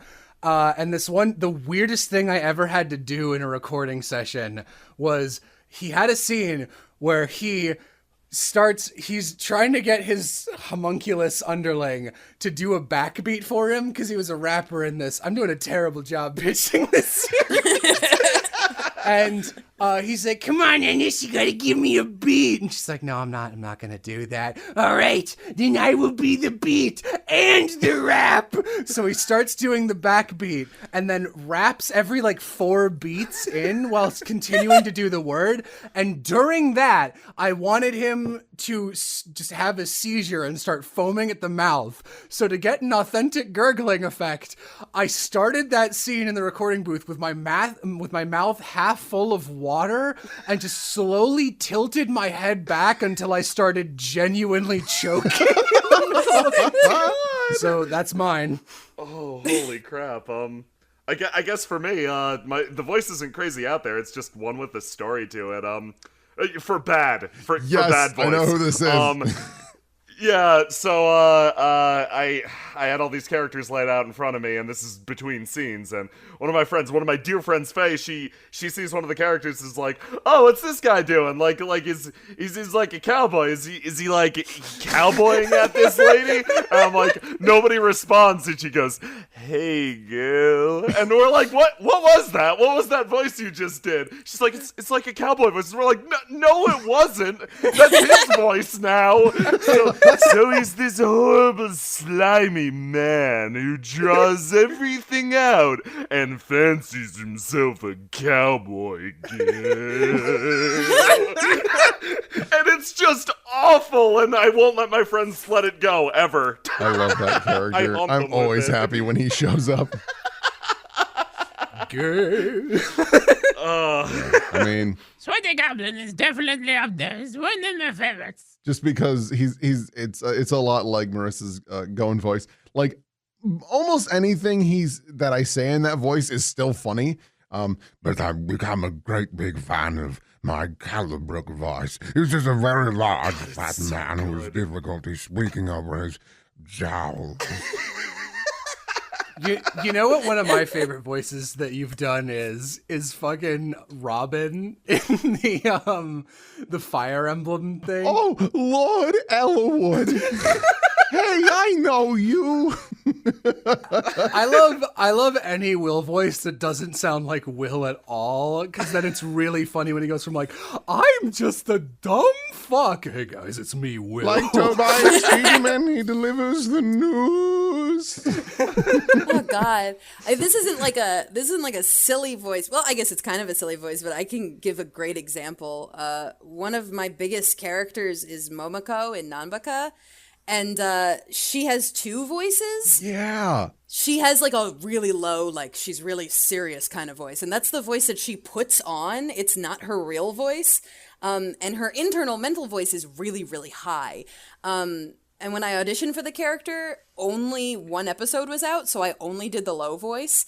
And then when the second episode came out, I was like, I messaged the director and I was like, she does like a high voice, and oh my God, you had everyone audition just for the low voice, and this must be very stressful for you. Like, I'll re-audition right now if you need it. And he was like, Lamau, you're already cast. We'll figure it out. So I was like, oh, okay. And so I went in, and when we got to the high stuff, he was like, all right, what do you got for me? And I was like, Anyway, like this super ridiculously high thing. It's just like, what is it? oh, Hajime, you're just so wonderful. Like this super ridiculously high thing, at least for me. And he was like, damn, yeah, okay. And That'll that's what do. she sounds like. That's what she sounds like in the show now. She is so out of my vocal range. I think those are the most fun, though. Oh yeah, there's nothing more fun than like a character where you have to do like a thing to make it work. Like you have to pull on your face or something. And Oh for my Momoko, God, I have yeah. to squeeze my neck in order to go that high. There was a butler character in Bakano Abridged who didn't show up very much, but anytime it was like, oh yes, Miss Eve, I'm going to go outside and die in the rain, and like to do his voice. I picture like Claude Frollo in The Hunchback of Notre Dame. His like mouth area is drawn in a very specific way where it's like he has these really pronounced like lines on the side of his upper lip that extend to his nose. I just picture a man with like a really long one of those, and like I have to elongate my face vertically and then roll my eyes back and squint to do that voice. Any voice where an actor has to do like a weird physical adjustment, God, they are the best. They're absolutely the greatest voices. Like if someone gets into my booth and then like crouches over or like does something weird with their hands, I'm like, this is gonna be some good shit. Yeah, so I mentioned both my goblin slaying and my this is a fun voice too. I mentioned the walking around in my yard, and also that I'm like writing a thing about monsters right now. And the king of the evil bad guy skeleton monsters, his name is Rex Rusticus, and in my head he is voiced by another one of my characters doing a voice, and the other character's name is Human Dine, and he's the first human in space or something. And it's him, and to do the voice, I like walk around my backyard like a hunchback, specifically hobbling, like my leg is broken, and like, these hated humans, I cannot stand them. And then his laugh is like sharp inhalations and not a laugh, so it's just like, yes, our plans will go perfectly.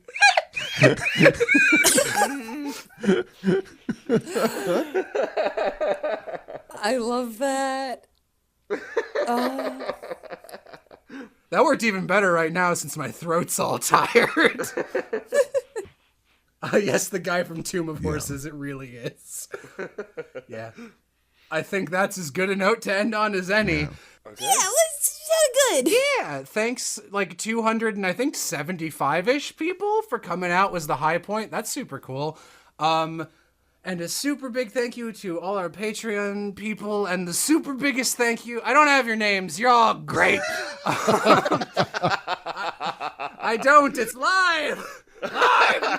We can add it in post. Thank you to my top Patreon supporters, whatever your name is, and that other guy, you know the one. $2,000, I'll eat a pine cone. See, now your imitation of me doing that voice is a new voice. Yeah, I have my own sweaty goblin. Her name is Greasy Goblin. She's a little bit different. She's a little more flirtatious. And the biggest thank you, which I'm glad I got to interrupt with my worst voice, to Griffin, Jay, and Marissa for taking the time and coming out back to more than one tip of the tongue, and also making it be this one with no structure whatsoever. Hell yeah, it's anarchy! Happy 14 episodes. Woo! I'll be back at 22 and no sooner. Well, of course, that's the next milestone, and then after that, it's 72. Thank you to everyone that could join us live, and a big thank you to our patrons. This month's top donors are Nick, Ewan Reed, Clark Kent, Chasm Creed, Salem, Johnny Dragon, ECC, Michael Lubina, Red Broll, and our top donor, Dave. Thanks again, everyone. Bye, everybody. Goodbye! Okay, bye. Okay, goodbye. Toodles.